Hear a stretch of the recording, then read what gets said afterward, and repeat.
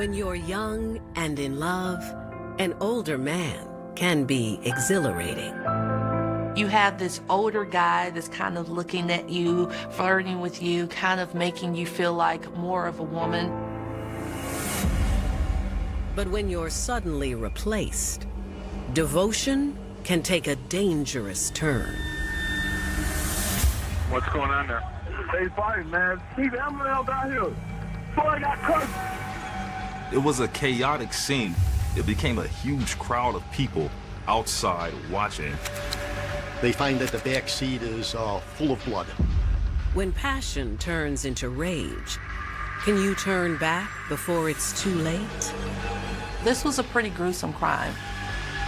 I wouldn't have imagined nothing like this ever happening. She just went off of her emotions and she just reached a point of no return.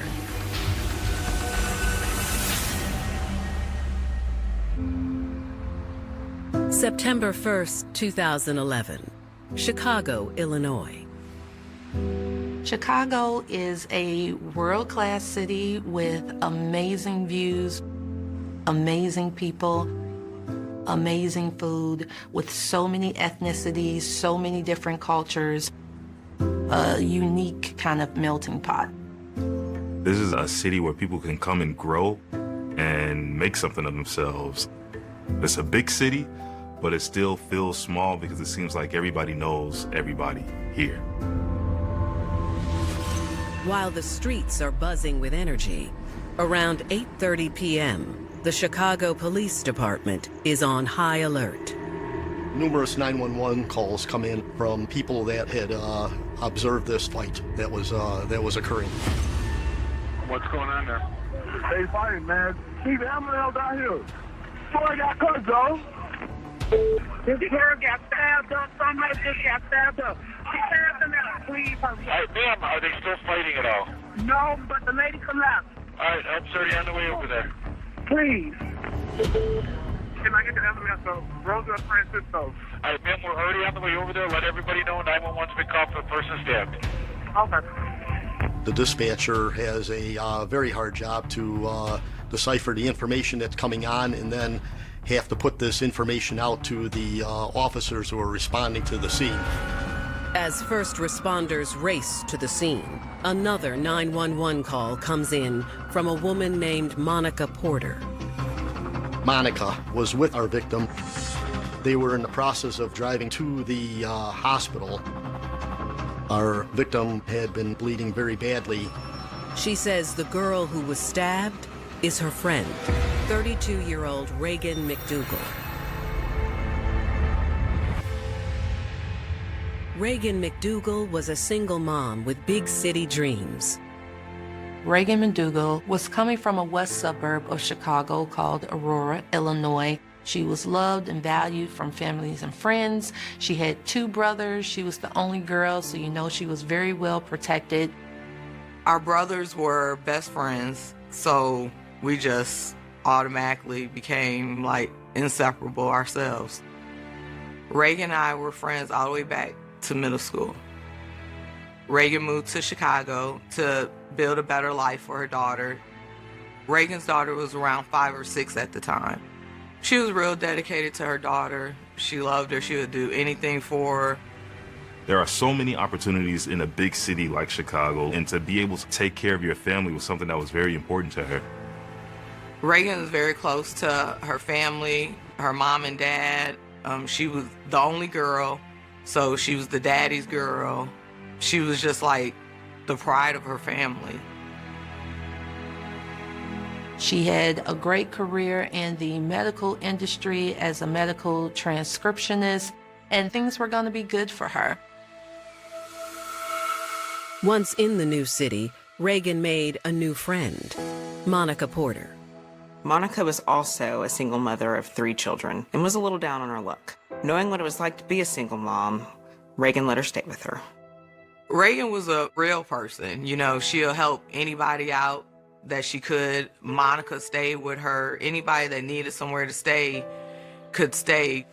She's everyone's best friend. She's just that loving, caring type of person that wants to be there for her friends.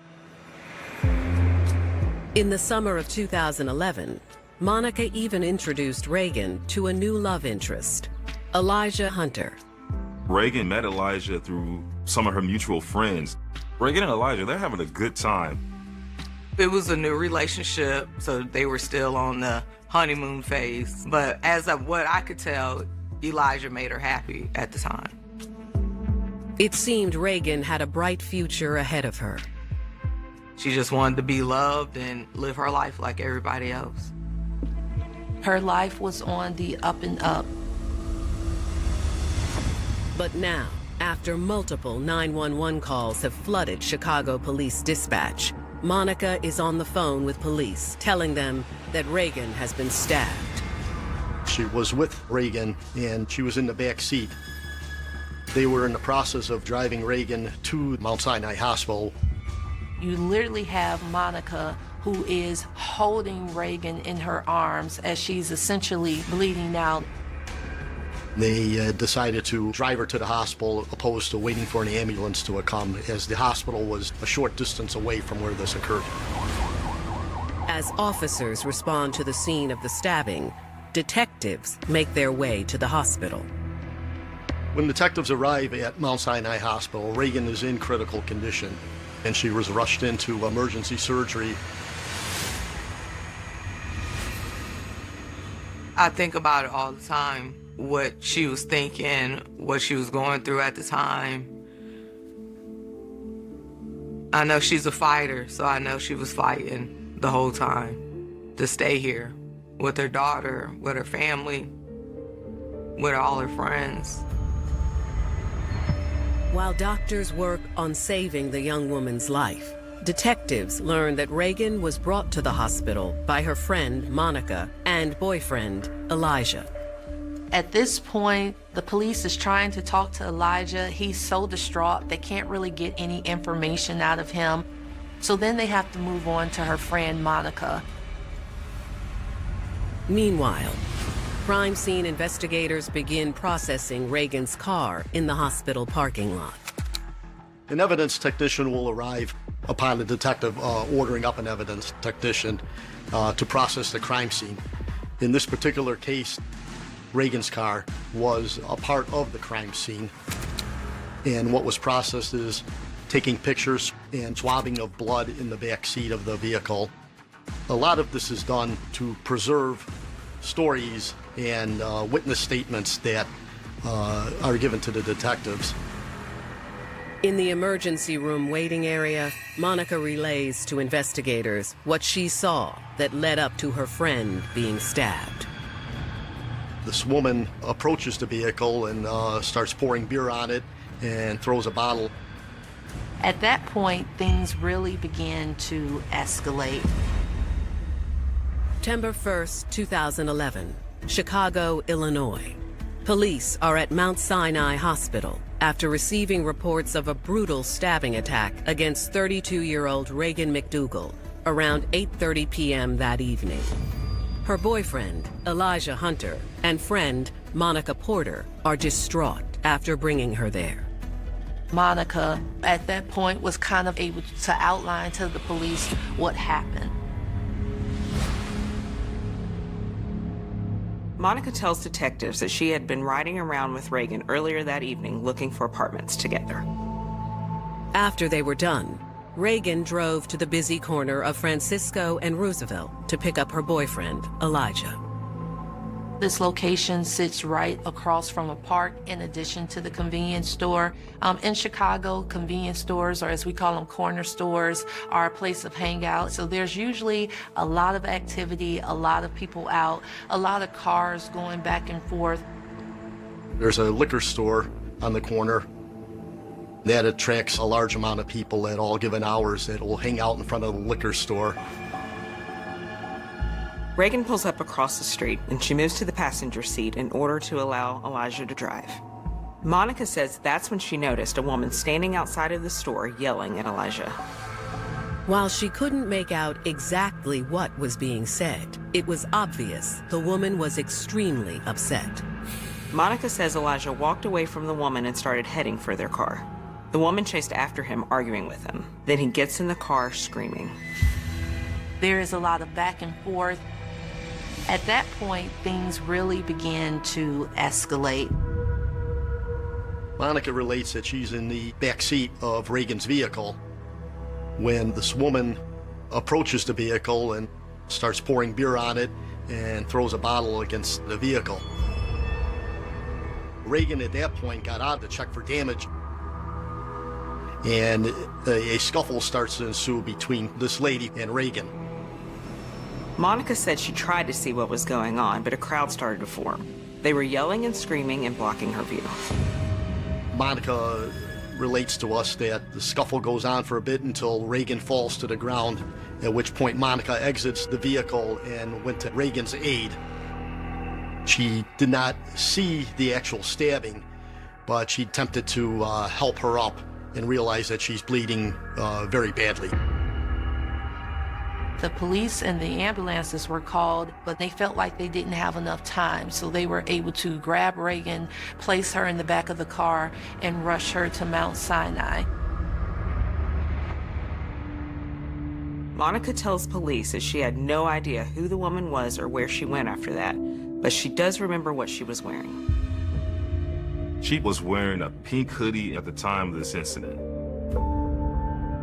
With such a vague description, detectives hope the crime scene will offer more clues. Chicago police detectives arrive at the scene at Francisco and Roosevelt. That's the part of town that can be very rough. There's a park across the street that at any given time there's numerous people in that park barbecuing, hanging out, drinking. Unfortunately, the physical clues are practically non-existent. They found this crime scene to be less helpful than what they intended. There was nothing more than a few broken pieces of glass and some spots of blood. They attempt to speak with potential witnesses in the area, but no one wants to talk. In these high crime areas, in these communities, there's this distrust with police in the community there. More than likely, while the police are searching for answers, the neighborhood knows who did it, when it happened, how it happened. And so there is a lot of information going around the neighborhood, or as we call it, ears to the ground, that the police have a hard time kind of cracking to be able to get that information. The old saying, snitches get stitches, is true. People do not want to be seen talking to the police, and they're reluctant to do so. So they have a hard time actually figuring out exactly what happened during this altercation. The police then decide to go in and talk to the owner of the convenience store. Police find out that the store actually has a camera. Unfortunately, the store owner tells police that the camera is actually not even active. There's no video of the fight. Without any video evidence, this is going back to basically old school detectives. You have to pound the pavement, knock on doors, attempt to locate any witnesses in order to move the case forward. Police have not a lot of physical evidence to go on, and so now they have to begin to think outside of the box. Just then, detectives get word from the hospital that Elijah is ready to talk. He says he knows exactly who stabbed Reagan and why. Many of these crime scenes in these areas, and it becomes very frustrating when witnesses don't want to come forward and speak. And as detectives, I mean, we go into these crimes and we want to solve the crime. We want to bring justice for the victim, for the victim's family, and get some peace, some closure for them of what happened to their loved one. And so it becomes frustrating when you know that there are people that saw it but do not want to come forward and help out. Chicago, Illinois. Police are investigating an attack on Reagan McDougal after her friend, Monica Porter, told them a mysterious woman stabbed her on the evening of September 1st, 2011. Reagan is rushed into emergency surgery. At this point, the police is trying to talk to Elijah. Elijah tells him that the suspect involved in this situation is actually his ex-girlfriend, Kiwana Streeter. Growing up on the west side of Chicago, Kiwanis Streeter learned at a young age to be tougher than most. The west side of Chicago is one that is crime-riddled, although it boasts some wonderful suburbs and it boasts some wonderful neighborhood spots. It's not a stranger to being dangerous. You kind of got to keep your head on a swivel. It's a very rough part of town. A lot of violence. There's a lot of murders that happen, a lot of robberies, a lot of shootings. Despite her environment, as she got older, Kiwanis stayed out of trouble. She was actually incredibly intelligent. She was an honor roll student. She was an all-around good person, had not had any run-ins with the police or the law, and it seemed that her life was going in a great direction. She was working at the Boys and Girls Club, working at their front desk, as well as even helping kids with their homework. Things were looking even better when she met an older man, 28-year-old Elijah Hunter. Elijah was from Francisco and Roosevelt. It was his neighborhood, and he knew a lot of people there. He hung out there a lot, playing dice in the street with his friends. You have this older guy that's kind of looking at you, flirting with you, kind of making you feel like more of a woman. He is more advanced, more worldly, have more experience. Soon, Kiwanis didn't care about anything else. She was instantly swept off her feet by Elijah. One can only imagine the things and the dreams that he was selling to this 18-year-old woman who was probably madly in love. Then something happened that changed everything for Kiwanis. She learned that she was pregnant, and even though it was scary, she was excited about being a mother and maybe having the family she didn't have when she was growing up. Elijah didn't seem cut out for this new role, and the two eventually broke up. But Kiwanis was hopeful that once the baby was born, that he would come back to her. In July 2011, Kiwanis gave birth to a little girl.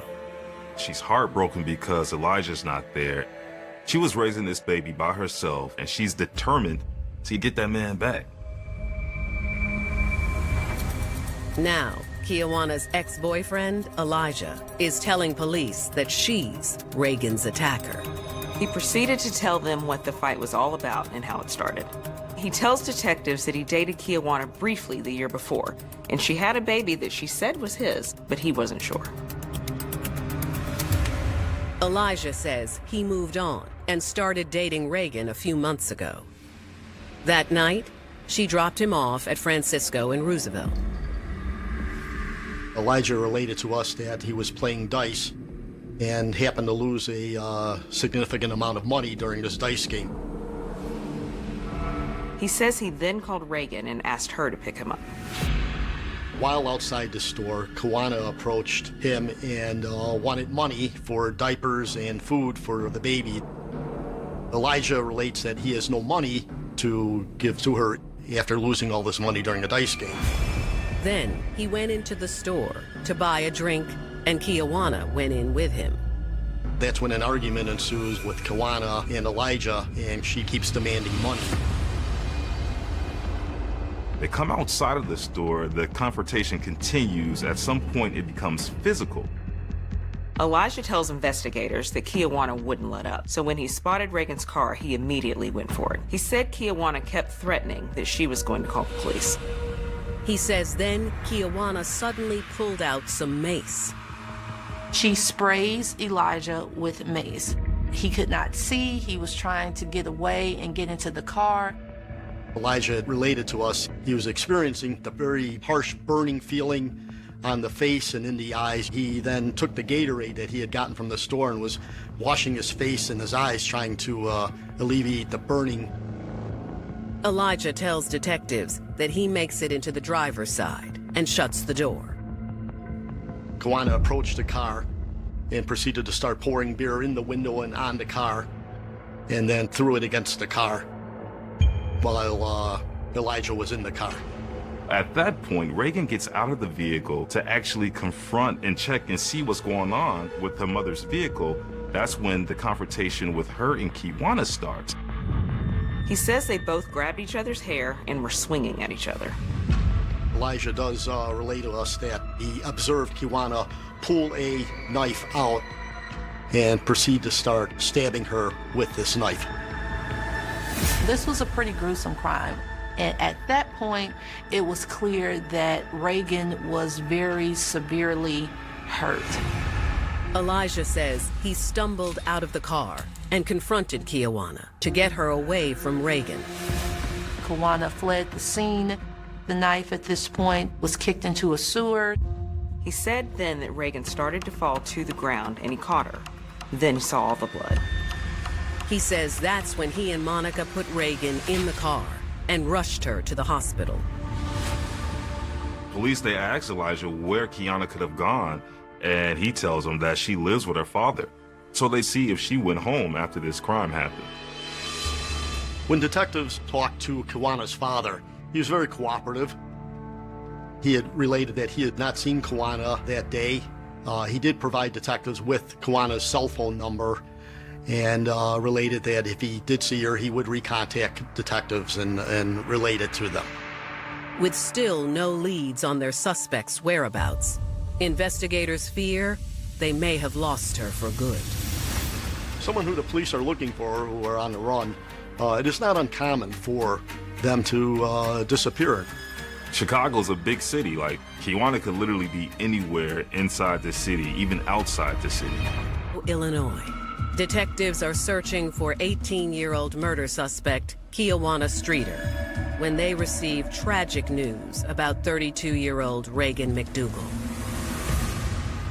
They get a call from the hospital saying that Reagan has died from her injuries.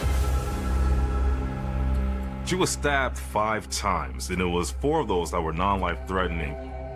She was stabbed on her left side, in her neck, and even one of the stab wounds penetrated her temple. But it was a stab to the heart that doctors said actually killed her. She literally bled out. And this has now turned into a murder investigation. The news of Reagan's sudden passing comes as a crushing blow to her loved ones. I was actually on my way out here to Chicago the night that all happened, and we all were supposed to meet up that day. So I found out on the road what happened. This is unbelievable. I wouldn't have imagined nothing like this ever happening. This loss was devastating to her family. It was like we all just lost like that lifetime member. With detectives now working a murder investigation and knowing the name of their suspect, they immediately spread the word. Both a BOLO and an investigative alert were issued in an effort to locate Kiwana. Kiwana's picture is plastered across news media across the country, across Chicagoland area. Detectives start patrolling the streets. They're trying to catch a glimpse of Kiwana in her neighborhood. Detectives had notified the fugitive apprehension team, and the fugitive apprehension team was looking actively for Kiwana in various parts of the city in an effort to find her. They also request a pen register of Kiwana's cell phone that can tell them if and where she's currently using her phone. That would be done with triangulation. You have to get a court order to do this. It's actually very precise on where someone can be within feet. But detectives might not need it. After a few days, they get a huge break in the case. Detectives receive a call from Kiwana's father.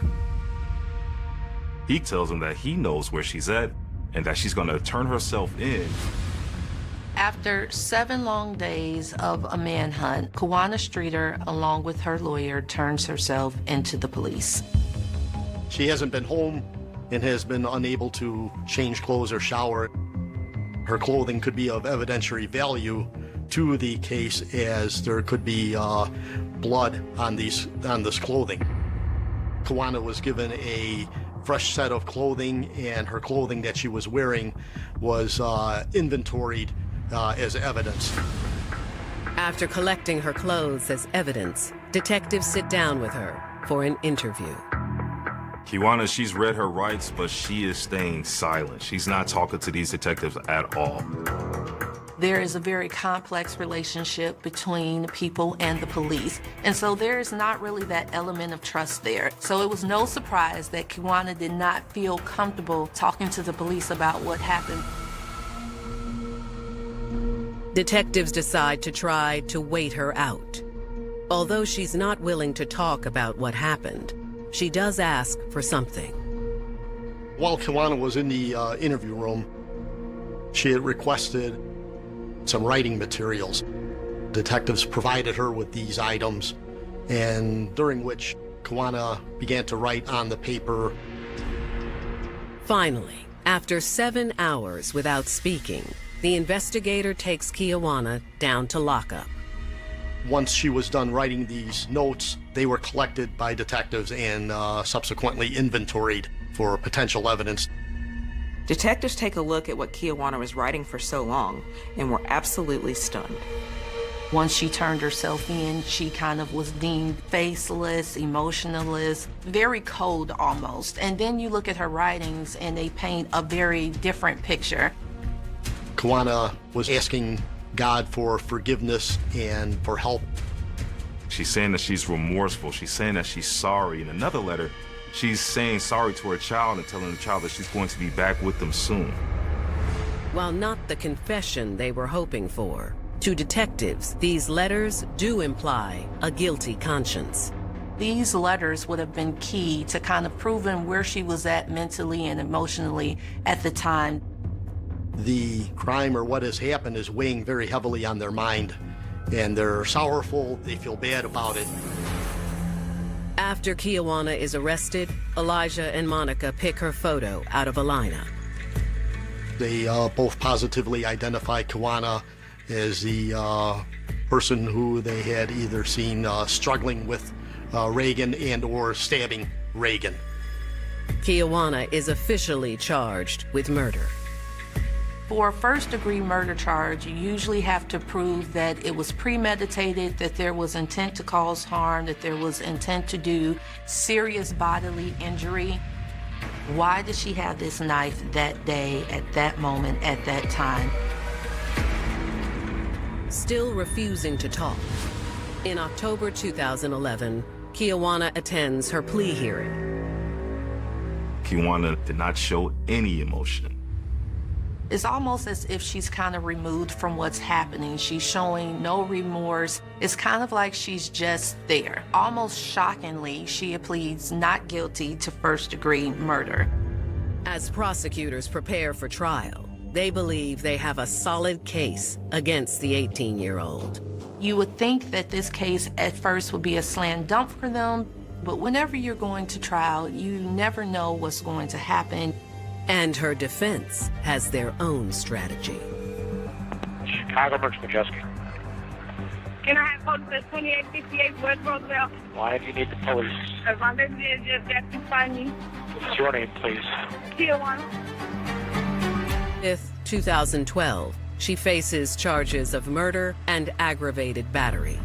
Kiwana waives her rights and decides to go for a bench trial rather than dealing with a jury. Whenever you have a murder trial, how you decide to have that trial trialed is actually a matter of strategy.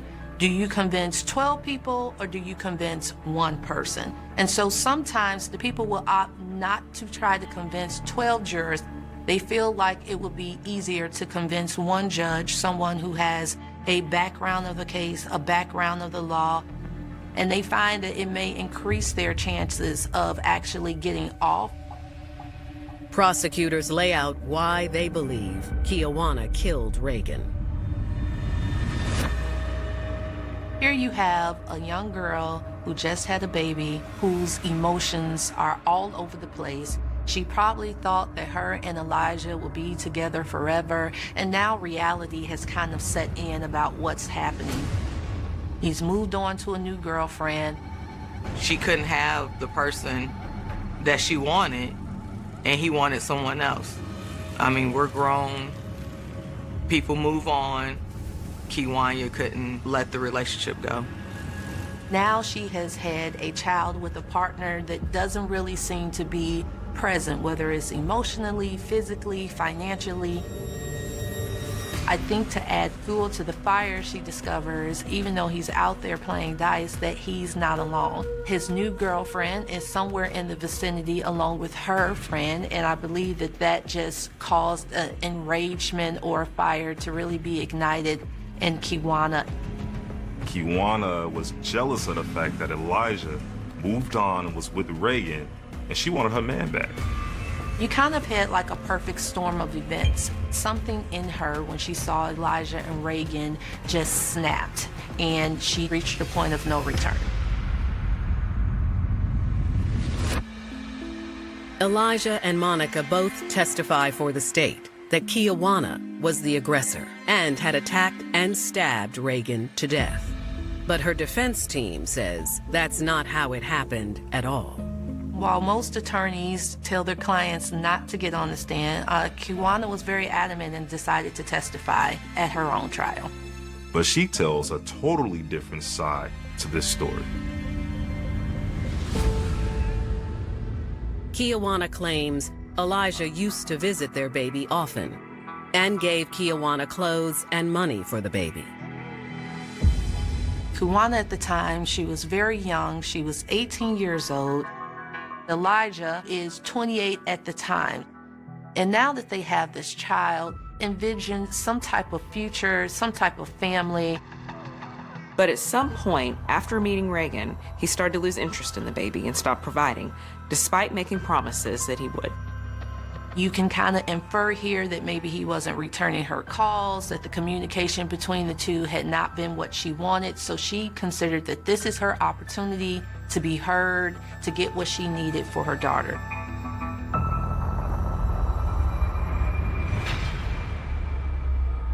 Kiwana relates that she had been over at the store and had encountered Elijah, who she had a baby with.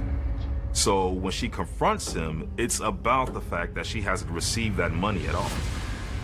Kiwana says she thought that Elijah was at the store to buy the items he had promised, but she was wrong. She learned that Elijah had lost his money during the dice game, and he wasn't going to buy the baby food and some diapers.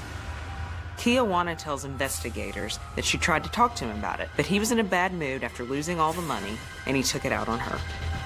Kiwana relates that Elijah became physical with her. He had been pushing and shoving her. She, in turn, used mace on him. Kiwana claims that she called 911. Her attorney plays the 911 call she made for the judge. On this call, you hear Kiwana stating that Elijah has hit her, and kind of like in the midst of this very chaotic scene. Chicago, Merchant Majeski. Can I have police at 2858 West Roosevelt? Why do you need the police? Because my name is just that to find me. What's your name, please? Tijuana. It's kind of hard to tell whether or not she's the aggressor, Elijah or Reagan is the aggressor, but she does make the call. Where is he now? He right here up in this time. The attorney in the case used that to kind of give credence to that she never walked into this with the intention to harm, that she was trying to, defend herself, and she claims that what ensued next was an act of self-defense. I think when Kiwana called 911, it could go one or two ways. You will have some people will say, well, she's just setting it up to kind of create a story to help in her defense, because at that point there were a ton of witnesses and there were people around. And then you have another side that will say that she really called the police to help her and get her out of that situation. 18-year-old Kiwana Streeter is testifying at her murder trial for the stabbing death of 32-year-old Reagan McDougal. She's telling the jury that she wasn't the aggressor, that it was her ex-boyfriend and his girlfriend, and she was just defending herself. Where is he now? He right here up in this time. Kiwana says while she was calling 911, Reagan got out of the vehicle and was screaming and yelling at her. During this incident, Elijah got out of the vehicle. Kiwana says that Elijah grabbed her and threw her to the ground.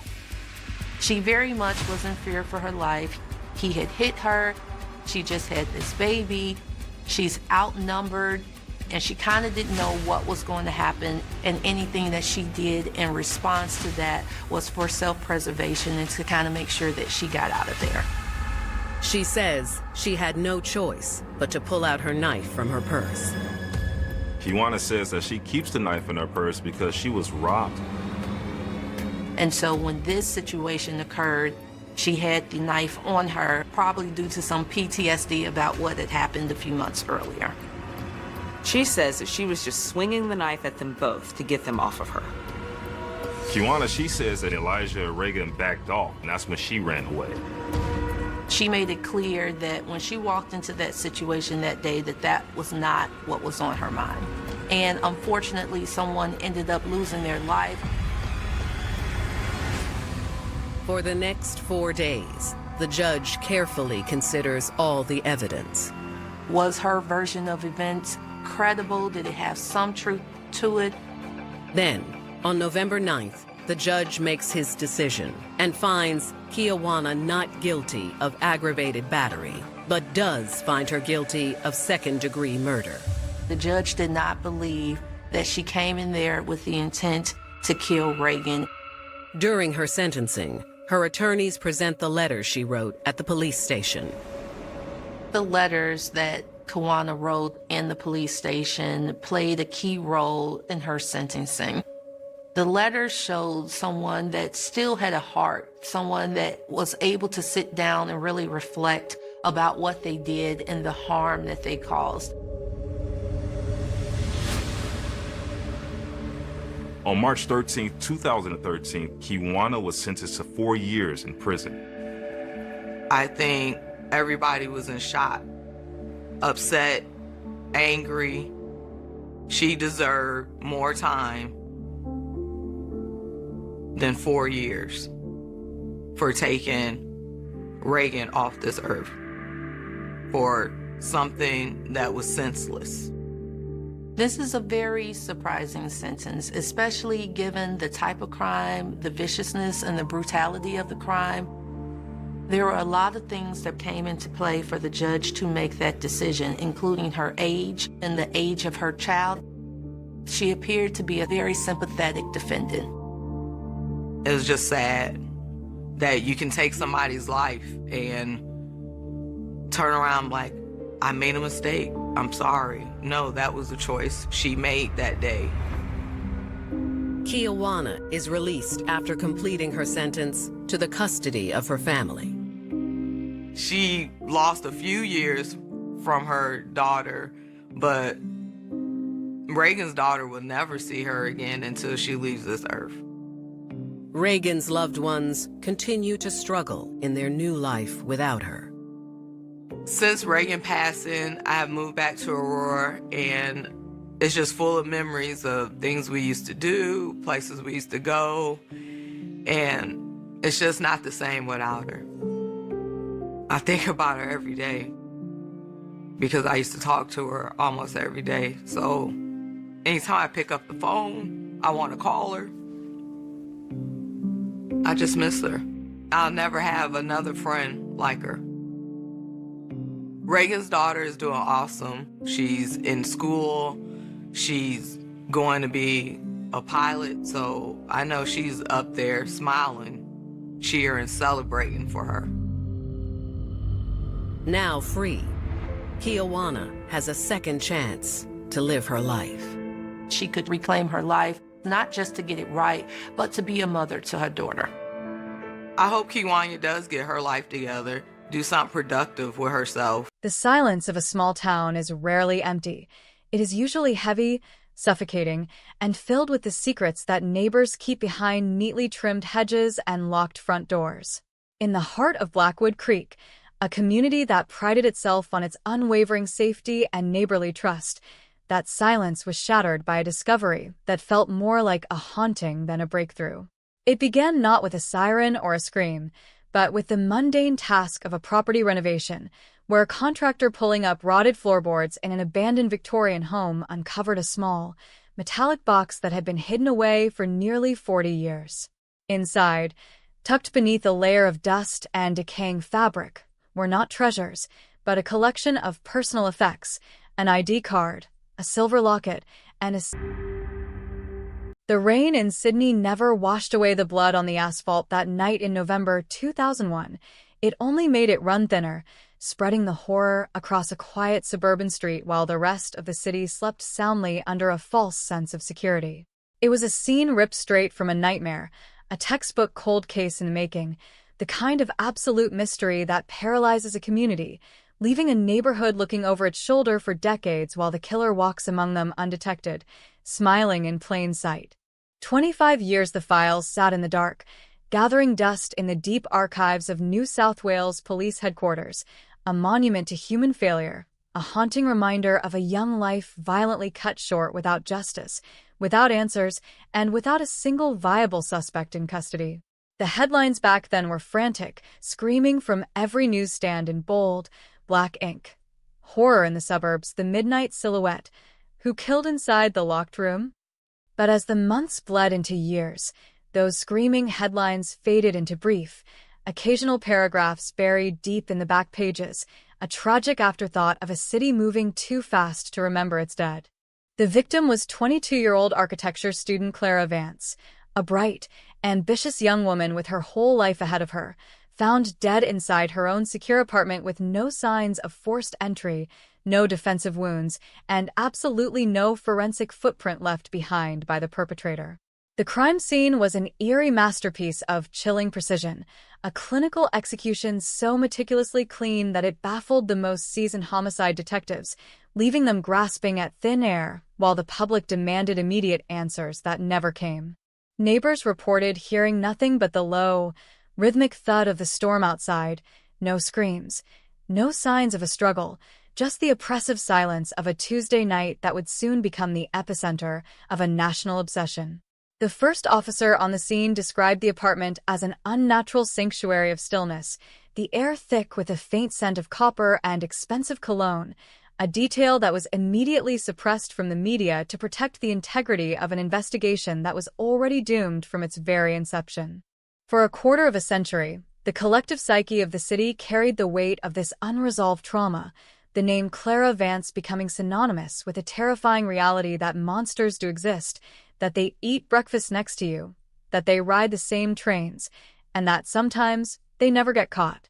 But the true shockwave didn't hit until the cold case unit, armed with advanced, next-generation genetic genealogy and microscopic forensic scanning technology unavailable at the turn of the millennium, reopened the case file to look at the evidence with fresh, unbiased eyes. What they uncovered was not a hidden drifter, not a jilted ex-lover, and not a random predator lurking in the shadows of the harbor, but a betrayal so deep, a twist so profoundly sinister that it sent shockwaves through the entire Australian justice system, shattering public trust in the badge forever. The prime suspect, the individual whose DNA was recently extracted from a microscopic sweat profile found beneath the adhesive of the original crime scene tape, was none other than Detective Sergeant Marcus Thorne, the very man who had led the initial investigation, the brilliant, celebrated investigator who had stood before the television cameras in 2001, vowing to hunt down Clara Vance's killer until his last dying breath. The realization spread through the modern task force like a contagion of pure disbelief, a sickening iron truth dropping into the pit of their stomachs as they realized they were hunting one of their own legends, a man who had built a glittering career on the ashes of the case he had intentionally sabotaged from day one. In 2001, Marcus Thorne was the rising star of the Homicide Squad, a ruthless, sharp-witted detective known for his uncanny ability to get inside the minds of killers, a man trusted implicitly by the Vance family, who wept on his shoulder during press conferences while he promised them closure. He had manipulated the entire narrative, controlled the flow of information to the media, steered junior detectives away from critical timelines, and conveniently lost key pieces of physical evidence that would have pointed the finger directly at his own whereabouts on that fateful November night.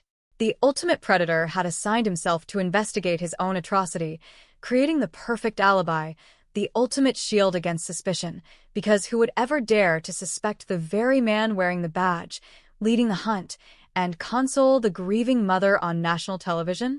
The records show Thorne was the first senior detective to arrive at the apartment, arriving even before the forensic team had set up their perimeter, giving him the perfect, unquestioned opportunity to contaminate the scene, to plant red herrings, and to erase his own tracks under the guise of an initial walkthrough. He had constructed a labyrinth of false leads, fabricating anonymous tips that sent teams chasing ghosts across the state, ensuring that the critical first 48 hours, the golden window of any homicide investigation, were completely wasted on dead ends and phantom suspects. The media at the time ate out of his hand, portraying Thorne as the tireless crusader fighting against an impossible, invisible enemy, a narrative he carefully cultivated to mask the dark, sociopathic reality hiding behind his intense, commanding gaze. For 25 years, he lived a life of honor, retiring with a full pension, celebrated at department dinners as a titan of the force, while the ghost of Clara Vance remained trapped in a cardboard box in the evidence locker, waiting for the technology that would finally unmask her protector as her executioner. The arrest was executed in total secrecy, a pre-dawn raid on a luxury coastal property where the retired detective spent his days overlooking the ocean, a tranquil paradise paid for by a lifetime of systemic deceit, now shattered by the heavy boots of the Tactical Operations Unit knocking down his door. When the handcuffs slapped onto Thorne's wrists, neighbors reported he didn't scream. He didn't protest his innocence. He merely looked at the arresting officers with a cold, vacant stare, a man who knew that the clock had finally run out, that the past had finally caught up, and that the ultimate cold case was no longer a mystery, but a masterclass in institutional betrayal. The city now watches in absolute, horrified fascination as the court documents begin to spill into the public domain, revealing the chilling extent of a monster who wore a uniform, a man who used the laws of the land as a weapon to cover his own depravity, leaving a family broken and a city haunted by the terrifying knowledge of who is really watching them from the dark. The ultimate twist in the Sydney 2001 cold case isn't just that the killer was found, it is the devastating, sickening realization that the wolf wasn't just at the door. He was the one running the pack, holding the keys to the kingdom and controlling the searchlight all along. The rain that washed over Sydney on that November night did more than blur the physical evidence. It began a 25-year psychological distortion that twisted the lives of everyone connected to Clara Vance. To understand how a killer could hide behind a gold shield, one must descend directly into the suffocating atmosphere of the original investigation, back to the raw, unedited moments when the trail was fresh and the deception was engineered in real time. The initial dispatch call crackled through the police radio network at precisely 2:15 in the morning, a cold, mechanical voice cutting through the static to disrupt the rhythmic hum of the windshield wipers on Detective Sergeant Marcus Thorne's unmarked sedan. He was already driving through the dark, winding streets of the inner west, moving with a calculated, eerie purpose long before the emergency operators had even finalized the log entry for the incident. When he arrived at the sleek, modern apartment complex in Camperdown, the flashing blue and red lights of the first responding patrol cars were already casting long, distorted shadows against the wet concrete, creating a frantic, strobe-like theater of chaos that he intended to masterfully orchestrate. Thorne did not hesitate, did not wait for his partner, and did not follow the standard operating procedures that he himself had helped write for the New South Wales Police Force. He adjusted his heavy overcoat, pulled his brimmed hat low against the driving rain, and ducked beneath the hastily erected blue plastic tape that marked the boundary between the ordinary world and a zone of absolute horror. The first responding officers, young, visibly shaken, and wet from the storm, stood in the lobby, their faces pale under the harsh fluorescent lighting as they recognized the legendary homicide detective stepping into their perimeter. They offered no resistance when he pushed past them without a word, his heavy boots squeaking against the polished terrazzo floor as he made his way toward the elevator, ascending alone to the third floor where the door to Unit 312 stood slightly ajar. The air inside the hallway was thick, heavy with the unmistakable, metallic tang of fresh blood and the underlying, suffocating scent of an expensive, sharp men's cologne that seemed entirely out of place in a student's residence.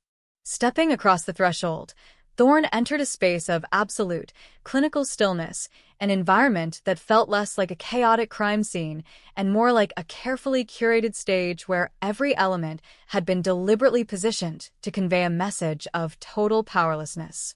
Clara Vance lay on the living room floor, her posture oddly serene despite the immense violence that had been visited upon her body, her eyes open and staring blankly at the ceiling as if she were still trying to comprehend the identity of the monster who had entered her sanctuary.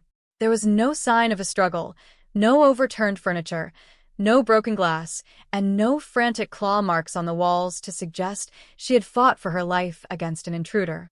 The locks on the front door were completely intact, the windows were securely fastened from the inside, and her keys lay untouched on the kitchen counter next to an open textbook and a half-empty cup of herbal tea that was still lukewarm to the touch. It was the classic, terrifying manifestation of a locked-room mystery, a scenario that would drive the media into a frenzy of speculation, yet to the trained eye, it screamed of a perpetrator who possessed intimate knowledge of the building, absolute confidence, and in chilling familiarity with the victim herself. Thorne stood over the body for several minutes in complete silence, his expression an unreadable mask of intense concentration that the junior officers downstairs would later mistake for the profound grief of a dedicated lawman witnessing another tragedy. In reality, those minutes were a masterclass in forensic triage, a calculated assessment of his own exposure, a silent inventory of what needed to be altered, suppressed, or completely erased before the forensic specialists arrived with their cameras and chemical sprays. He moved through the apartment with the practiced ease of an apparition, his gloved hands gently adjusting the angle of a lamp, shifting a piece of paper on the desk, and subtly manipulating the environment to ensure that any future reconstruction of the timeline would be fundamentally flawed from the outset. By the time the rest of the homicide squad and the scene of crime officers arrived, breathing heavily and lugging their heavy equipment cases up the stairs, Marcus Thorne was already fully entrenched in his role as the righteous avenger, commanding the room with an authority that brooked no question. He immediately assumed total control of the narrative, directing the forensic team's focus away from the points of entry and toward the balcony, suggesting with a grim, convincing nod that the killer must have been an agile, highly sophisticated stalker who scales the brick facade of the building. This single, authoritative suggestion, delivered with the absolute certainty of a veteran investigator, effectively blinded the team, causing them to spend hours dusting the outside ledges for phantom prints while ignoring the internal door handles and the hallway carpets where actual evidence might have lingered. He stood in the center of the living room, barking orders, assigning tasks, and establishing a perimeter that was intentionally designed to be chaotic, ensuring that his own initial presence and any microscopic traces he might have left behind would be hopelessly confounded by the heavy boots of his subordinates. The flashbulbs of the police cameras began to pop, illuminating the stark, grim reality of the room in sudden, blinding bursts of white light, casting long, monstrous shadows across the walls that seemed to dance to the rhythm of the storm outside. As the morning light began to bleed through the heavy gray clouds over Sydney, casting a cold, unforgiving glare on the wet streets, Thorne stepped out onto the apartment balcony to smoke a cigarette, watching the media vans assemble below like vultures gathering around a fresh kill. Satellite dishes were hoisted into the rainy sky, reporters adjusted their coats and checked their microphones, and the first wave of live broadcasts began to beam the image of the Camperdown apartment complex into millions of homes across the country. The public hunger for information was immediate and insatiable. The brutal murder of a young, beautiful university student in a secure building was the exact brand of sensationalist horror that captivated the collective imagination and stoked the fires of urban paranoia. Thorne watched them all with a cold, detached amusement, knowing that he held the remote control to this entire media circus, that he could feed them crumbs, lead them into blind alleys, and shape the public perception of the killer into whatever terrifying phantom he chose to invent. He descended the stairs to face the gathering crowd of journalists, his face a perfectly constructed tableau of grim determination and weary resolve, the very picture of an unyielding protector of the peace standing between the citizens and the darkness. The microphones were thrust toward his face, a chaotic thicket of plastic and foam, as reporters shouted over one another, demanding to know if women were safe in their own homes, if there was a serial killer stalking the university campus, and if the police had any leads. Thorne raised a single, leather-gloved hand, instantly silencing the clamor with the sheer weight of his presence, his voice booming out across the wet street with a deep, authoritative resonance that commanded absolute trust. "We are dealing with a cowardly, highly calculated individual," he stated, looking directly into the lens of the primary network camera, his eyes unblinking, his tone steady and devoid of doubt. "A dedicated task force has been established, and we will not rest, we will not sleep, until the person responsible for this horrific act is brought to justice and forced to answer for what they have done." The irony was sublime. A private joke shared only between himself and the dead girl upstairs, a display of sociopathic arrogance so profound that it acted as an impenetrable shield against suspicion. Who could ever dare to imagine that the man promising justice on the morning news was the very man who had stood in that same room hours earlier, watching the life drain from Clara Vance's eyes? The psychological manipulation was seamless.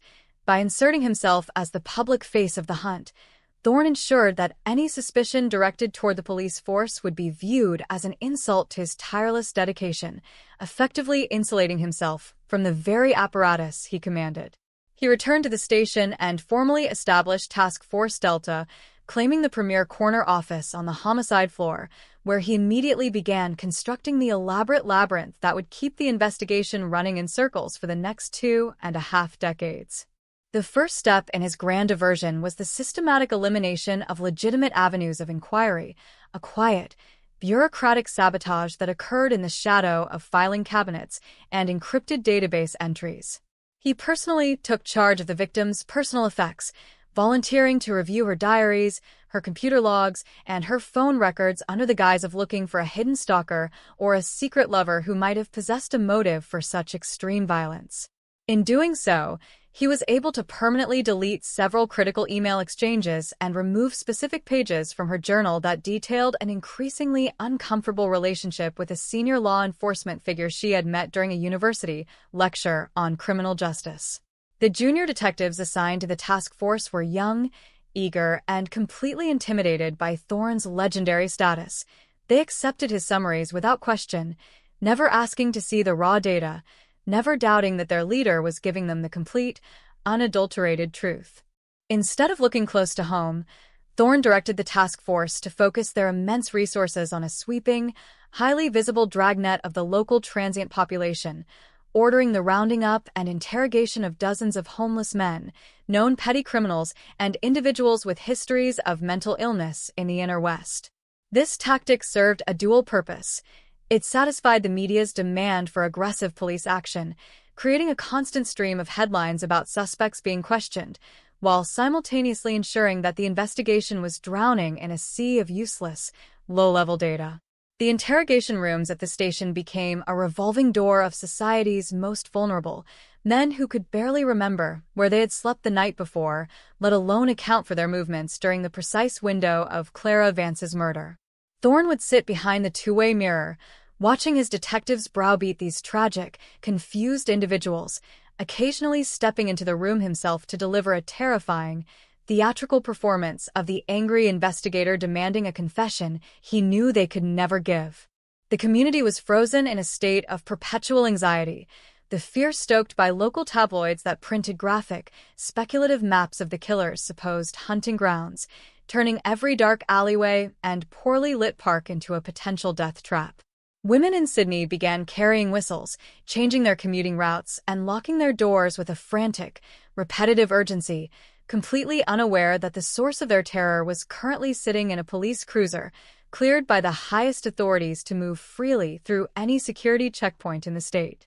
Thorne fed this paranoia deliberately, leaking selective, terrifying details to his favorite crime reporters, details about the clean, surgical nature of the crime, to foster the myth of an unstoppable, genius predator, a modern Jack the Ripper who could slip through walls and vanish into the night without a trace. The more competent, elusive, and otherworldly the killer seemed in the press, the more understandable it would be when Thorne's task force ultimately failed to catch him. But within the ranks of Task Force Delta, a subtle, dangerous friction began to develop as the weeks turned into months and the initial mountain of leads began to dry up into nothingness. A young, fiercely intelligent intelligence analyst named Sarah Lynn began to notice strange anomalies in the case file, patterns that did not align with the narrative of a random, transient predator that Thorne was pushing so aggressively. Lynn spent her nights surrounded by towers of paperwork, cross-referencing cell tower data, security camera footage from neighboring businesses, and the logs of police vehicles assigned to the district on the night of the murder. She discovered a terrifying, inexplicable gap, a 3-hour window during the storm where a specific, unmarked police vehicle had its automated location tracking manually deactivated, a vehicle that was registered to the homicide pool but possessed no official assignment log for that specific time period. Furthermore, her analysis of the nearby street cameras revealed a brief, blurry glimpse of a dark, late-model sedan passing through an intersection 2 blocks from Clara Vance's apartment at precisely 2 a.m, 15 minutes before the body was officially reported. The silhouette of the driver was obscured by the torrential rain and the glare of the streetlights, but the make and model matched the unmarked vehicles utilized exclusively by senior homicide staff. Excitement mixed with a creeping, instinctual dread as Lynn realized she might have uncovered a critical piece of the puzzle, a rogue cop who had witnessed something, or worse, an officer who was neglecting his duties during a major crime. She did not suspect the truth, not yet, because the human mind naturally rebels against an idea so monstrous, but she knew she had to bring this information to the head of the task force, the one man she trusted to follow the truth wherever it led. The confrontation, if it could even be called that, took place late on a Friday evening when the rest of the floor was empty and the only sound was the hum of the air conditioning and the distant, muted roar of the weekend traffic on the streets below. Lynn walked into Thorne's office, her hands trembling slightly as she laid out the spreadsheets, the camera stills, and the vehicle logs across his expansive wooden desk, her voice eager as she explained the geographic anomaly and the missing tracking data. Thorne sat perfectly still, his large hands folded neatly over his stomach, his face shadowed by the single desk lamp as he listened to her presentation without interrupting, his eyes tracking her every movement with the cold, calculating precision of a reptile sizing up its prey. When she finished, there was a long, agonizing silence in the room, a stillness so profound that Lynn could hear the ticking of the clock on the wall and the sound of her own rapid breathing. Thorne did not panic. He did not raise his voice or show even a flicker of anger or concern. Instead, he let out a low, patronizing chuckle, a sound that sent a sudden, inexplicable shiver down Lynn's spine, before leaning forward into the light, his expression shifting into one of deep, paternal concern. "It's excellent work, Sarah. Truly sharp analysis," he said, his voice smooth, warm, and entirely reassuring. "But you're seeing ghosts where there are only bureaucratic mistakes. That vehicle log was handled by a veteran sergeant who forgot to log out before going off shift, and that sedan you see on the camera belongs to a surveillance team working a completely unrelated drug operation that we can't disclose for national security reasons." He reached out, his massive hand covering her printouts, slowly pulling them across the desk and sliding them into a drawer that he locked with a sharp, definitive click. "Forget about this line of inquiry. It's a dead end. And if you breathe a word of this to the media or anyone outside this room, you'll ruin a multi-million-dollar operation and destroy your own career before it even starts. Do you understand me?" The threat was implicit, wrapped in the protective gauze of professional advice, but the look in Thorne's eyes was unmistakable. It was a gaze of pure, unadulterated malice, a warning that she was standing on the edge of an abyss. Lynn felt a sudden, suffocating wave of fear wash over her, her professional instincts screaming at her to back down, to survive, to retreat into the safety of compliance. She nodded slowly, her face pale as she excused herself from the office, leaving the room with the terrifying realization that the corruption within the investigation did not come from the outside. It was embedded deep within the leadership itself. Within 48 hours, Lynn was abruptly transferred out of the homicide squad and reassigned to a remote, low-level administrative desk in the far west of the state, her career effectively sidelined, her files locked away in Thorne's private cabinet where they would never see the light of day again. With the internal threat neutralized, Thorne moved to permanently cement the case's status as an insolvable mystery, executing his final, most audacious act of administrative destruction. He entered the high-security evidence vault at the station, utilizing his senior authorization codes to access the physical items recovered from Unit 312 on the morning of the murder. Working in the blind spots of the vault's outdated camera system, he carefully removed the original vaginal swabs and the fingernail scrapings taken from Clara Vance's body, the only items that could potentially contain the perpetrator's DNA, and replaced them with generic, sterile substitutes that had been exposed to room air, ensuring they would yield nothing but degraded, useless results if ever tested in the future. He then intentionally mislabeled the storage boxes, filing them under an incorrect case number in a completely different section of the archive, effectively burying the physical truth beneath a mountain of clerical errors. By the one-year anniversary of the murder, Task Force Delta was quietly disbanded, its resources diverted to newer, more pressing crimes, its legacy one of total and absolute failure. Thorne stood before the television cameras one last time, his hair now flecked with gray, his expression a masterpiece of tragic resignation as he announced that all leads had been exhausted, but that the case would remain open indefinitely.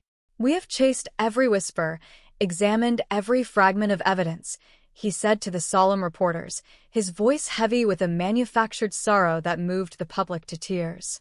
"The monster who did this has vanished into the ether, but I promise the Vance family, and I promise the people of Sydney, that we will never truly stop looking."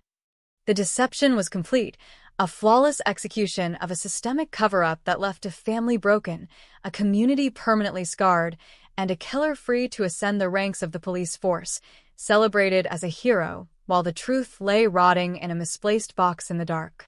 For 25 years, Marcus Thorne lived the life of an untouchable king, a man who had committed the perfect crime and used the very machinery of justice to erase his own footsteps, completely unaware that time is an unyielding enemy and that the future was bringing a digital dawn that no amount of administrative malice could ever hope to suppress. The passing of 2 decades did not soften the grief that clung to the Vance family home, nor did it lessen the shadow that lingered over the city's collective memory, but inside the sprawling archives of the New South Wales Police Force, the silence was absolute. Year after year, the cardboard boxes containing the remnants of Clara Vance's life sat undisturbed on cold steel shelving, a collection of static relics trapped in a bureaucratic purgatory, while the world outside underwent a profound digital revolution. Typewriters and paper ledgers were completely replaced by high-speed servers, localized fingerprint cards gave way to global biometric networks, and the science of human identification shifted from macro-level observations to the microscopic manipulation of the genetic code. By the mid-2020s, a new generation of investigators had taken the reins of law enforcement, young men and women who possessed no loyalty to the old guard, no memory of the political alliances that defined the early 2000s, and an unshakable faith in the absolute, objective truth of science. Among them was Detective Inspector Elena Vance, no relation to the victim, but a woman whose fierce, analytical mind made her the natural choice to lead the newly modernized Unresolved Homicide Squad. Elena did not rely on gut instincts or the romanticized notions of detective work that had propelled men like Marcus Thorne to stardom. She believed implicitly in data, in cold efficiency, and in the fundamental principle that every perpetrator leaves an indelible, microscopic signature at the scene of their crime, no matter how hard they try to erase it. When her team launched an algorithmic audit of all outstanding cold cases from the turn of the millennium, Clara Vance's name immediately flagged to the top of the priority list, not because of the sensationalized media history, but because the original file was filled with glaring administrative anomalies that defied all logic. The missing tracking data, the abrupt transfer of intelligence analyst Sarah Lynn, The oddly rapid dissolution of Task Force Delta and the complete lack of cohesive forensic matching, it all pointed toward a deliberate, systemic failure rather than simple incompetence. Elena ordered the immediate retrieval of all physical evidence associated with Unit 312, a directive that triggered a frantic, week-long search through the mislabeled, dusty labyrinth of the deep repository. When the boxes were finally located, tucked away in a damp basement corner under an entirely different classification code, the forensic technicians discovered exactly what Marcus Thorne had done 25 years prior to ensure his protection.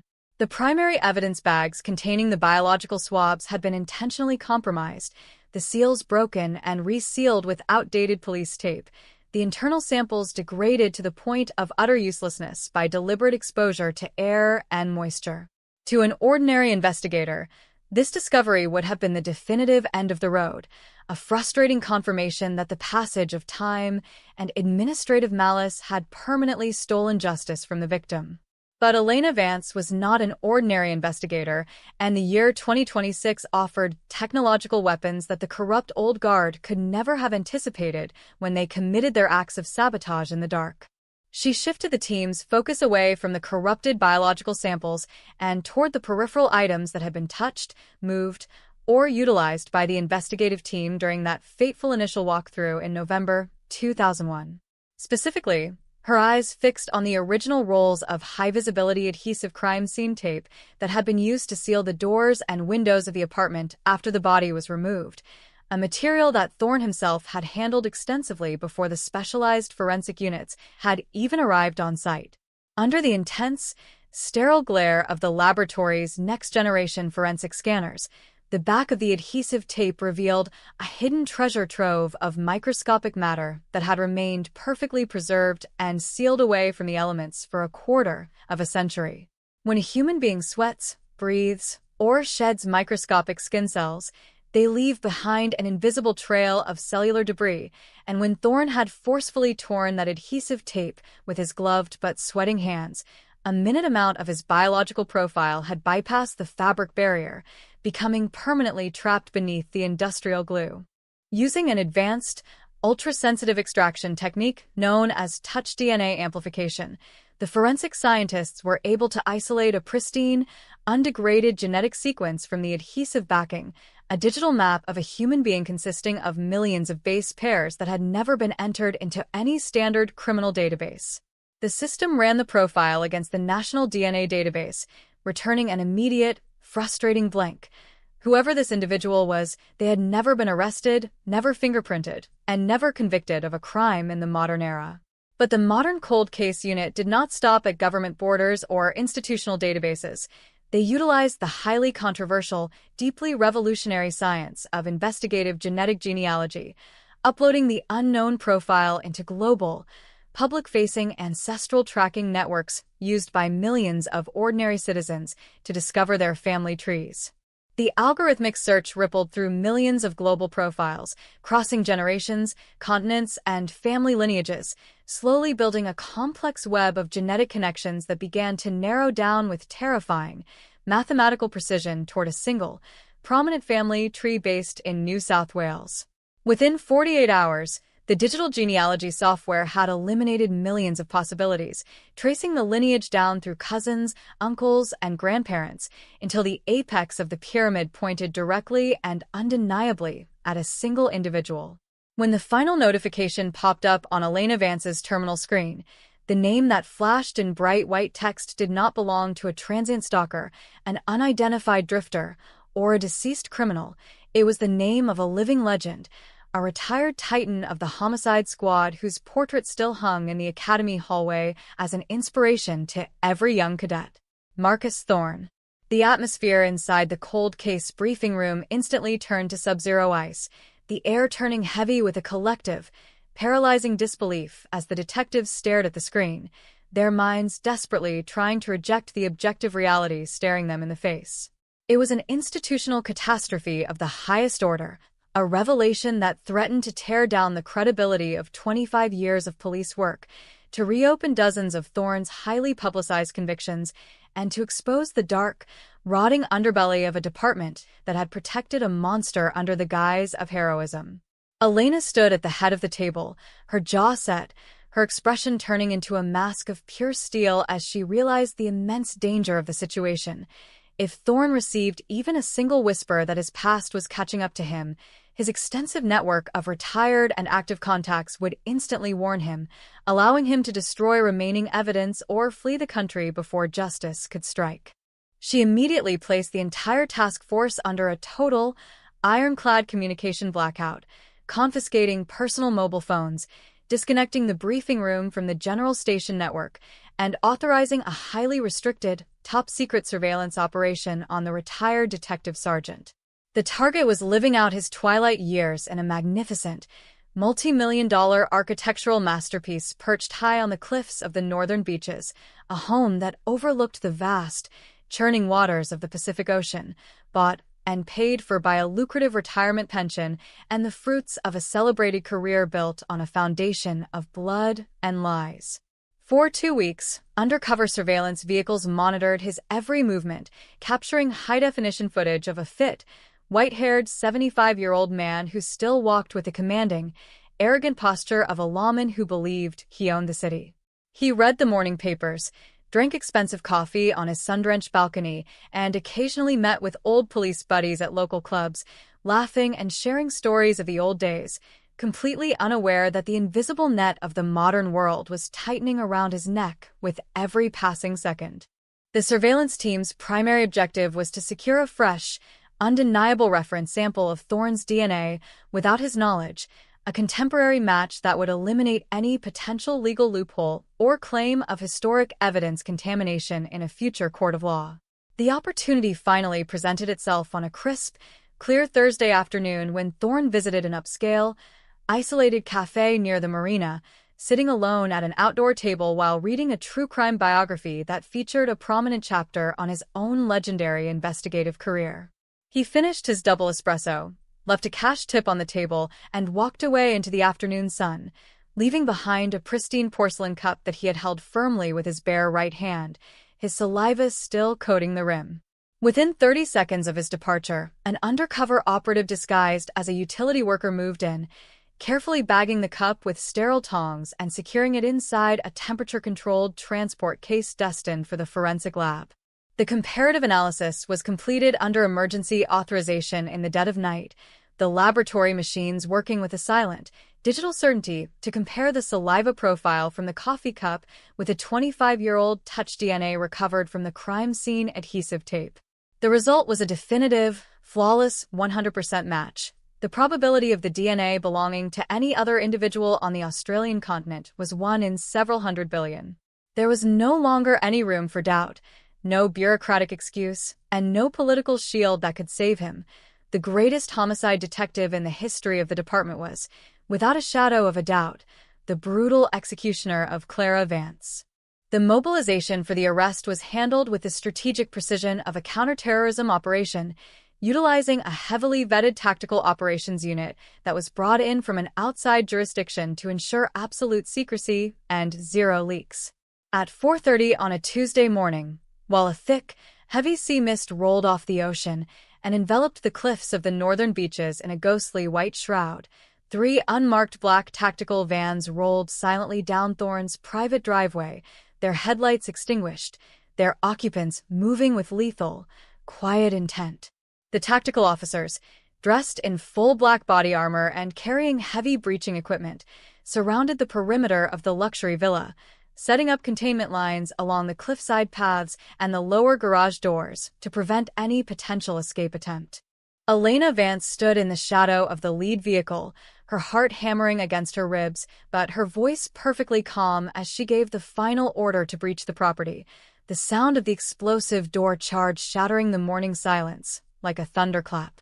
The heavy glass front doors disintegrated into a million glittering shards as the tactical team surged across the threshold, their flashlights cutting through the dark interior of the mansion as they flooded the master bedroom, their weapons trained on the bed where the retired detective lay.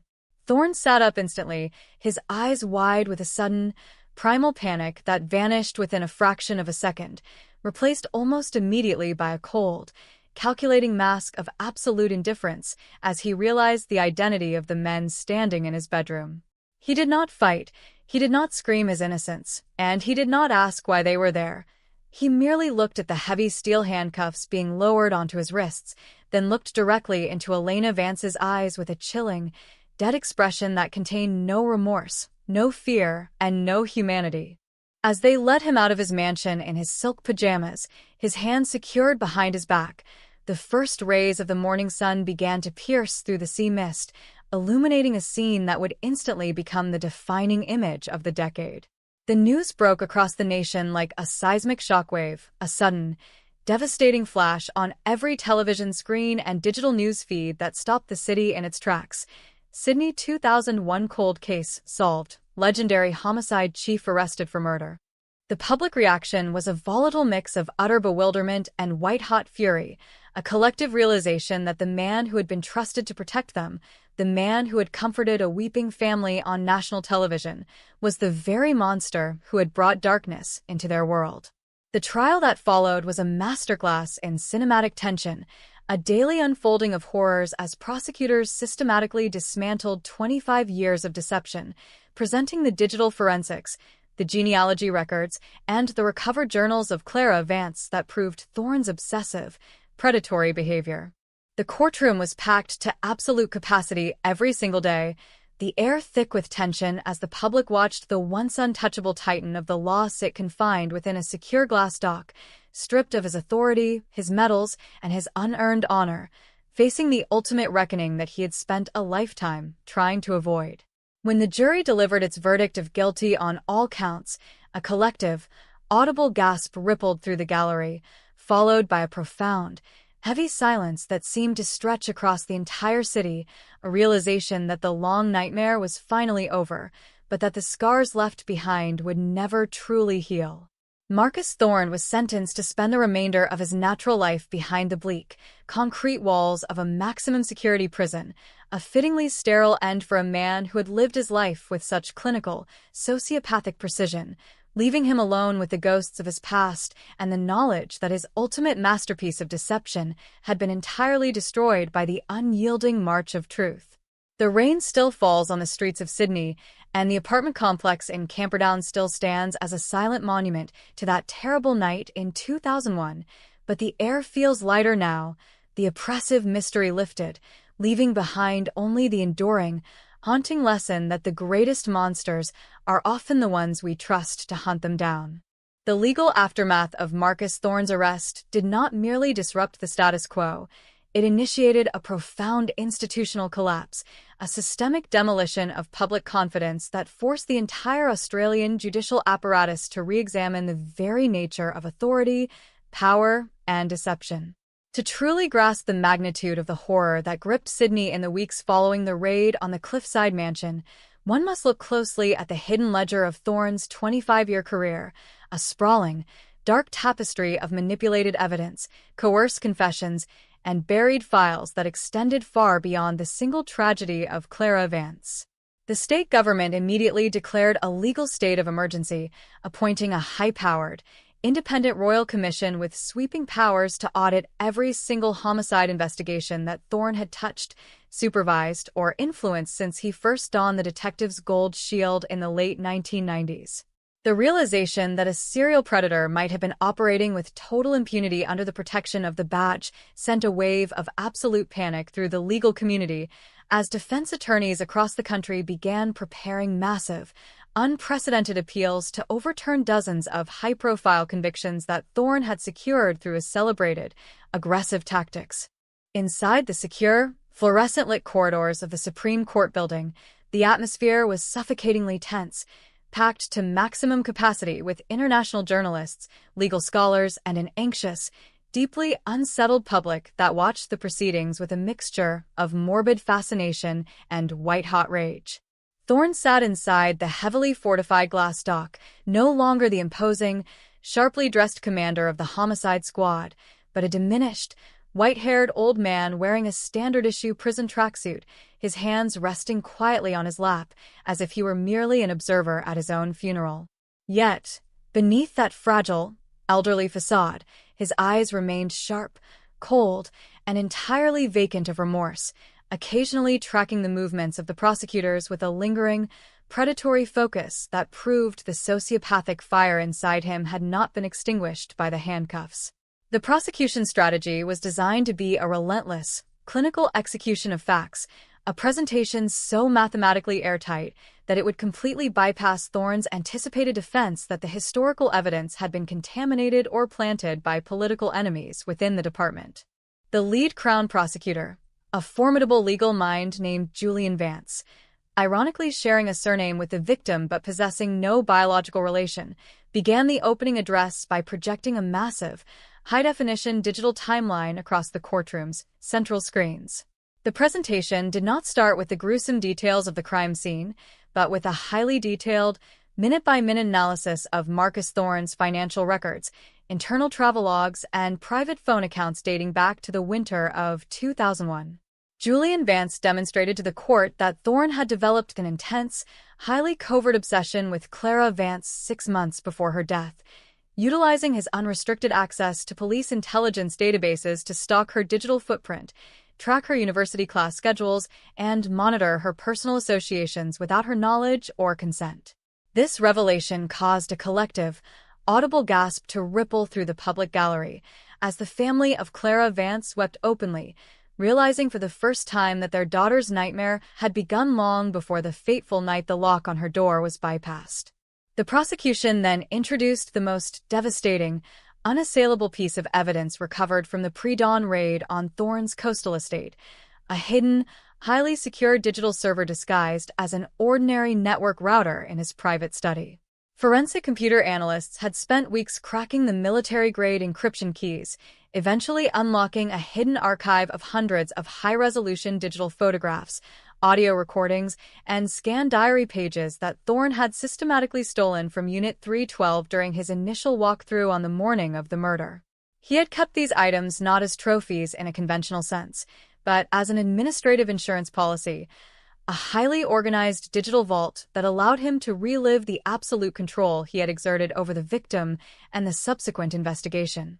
Among the recovered files was a brief, terrifying audio recording captured on a hidden device inside Clara's apartment days before her death, a recording that captured Thorne's voice, low, calm, and utterly menacing, warning her that no one would ever believe her if she tried to report his unwanted advances to the authorities.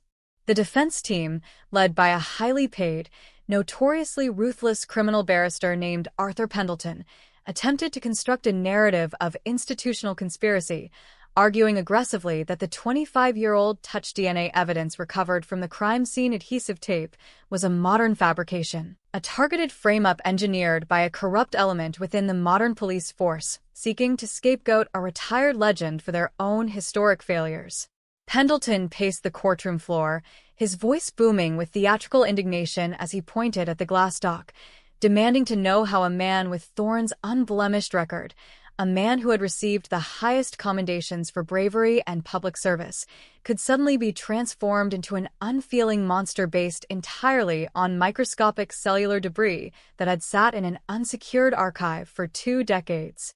He cross-examined the modern forensic technicians with a vicious, mocking precision, attempting to exploit the minute margins of error inherent in investigative genetic genealogy, trying to convince the jury that the DNA match was nothing more than a statistical anomaly, a phantom generated by an overzealous algorithm.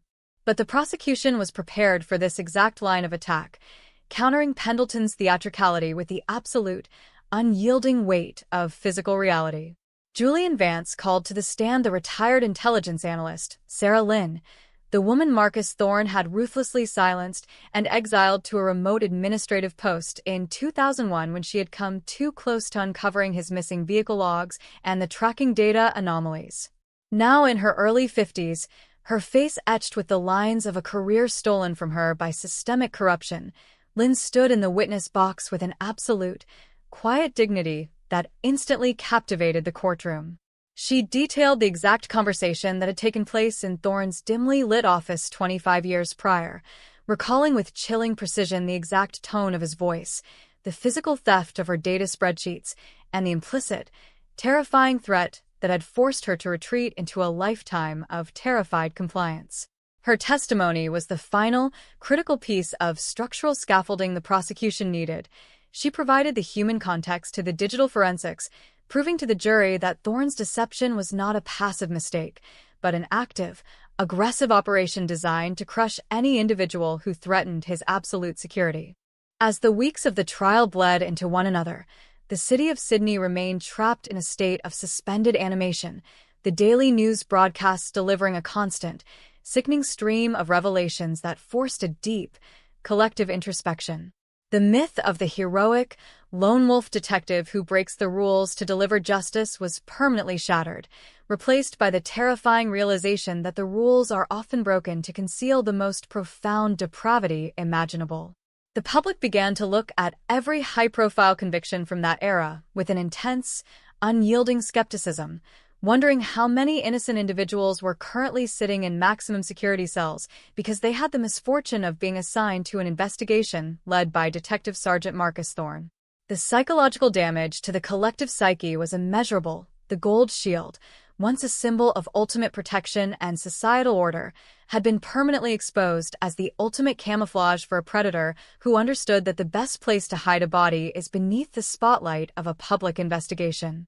The climax of the trial arrived when Marcus Thorne, against the frantic, explicit advice of his legal counsel, exercised his right to take the stand in his own defense, a decision born out of the pure, unadulterated hubris that had defined his entire life.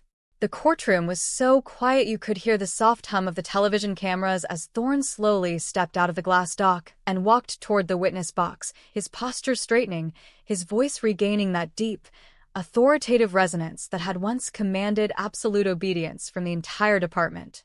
He looked directly at the jury, his expression one of calm, patronizing amusement, as if he were a schoolmaster preparing to lecture a room of slow-witted children who had completely misunderstood a basic lesson.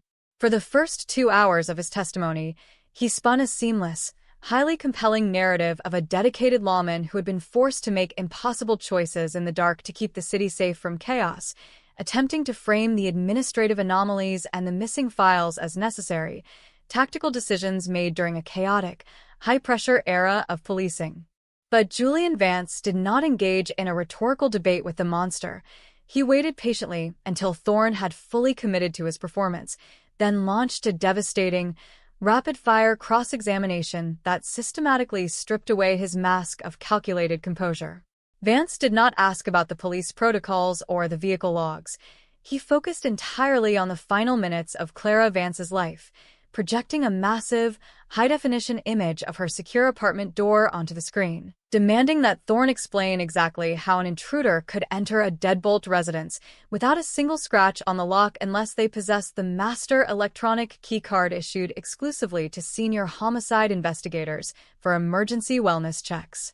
Thorne hesitated for a fraction of a second, his hands tightening against the edge of the witness box, his cold eyes narrowing as he realized he had been caught in a geometric trap from which there was no logical escape. Vance did not let up, his voice rising, delivering a sequence of questions that hit Thorne like physical blows, forcing the retired detective to confront the undeniable reality of his own cellular debris, the encrypted server, and the testimony of the woman he had tried to destroy 25 years earlier. "You didn't look for the killer because you were the killer," Vance shouted across the courtroom, his finger pointing directly at Thorne's face.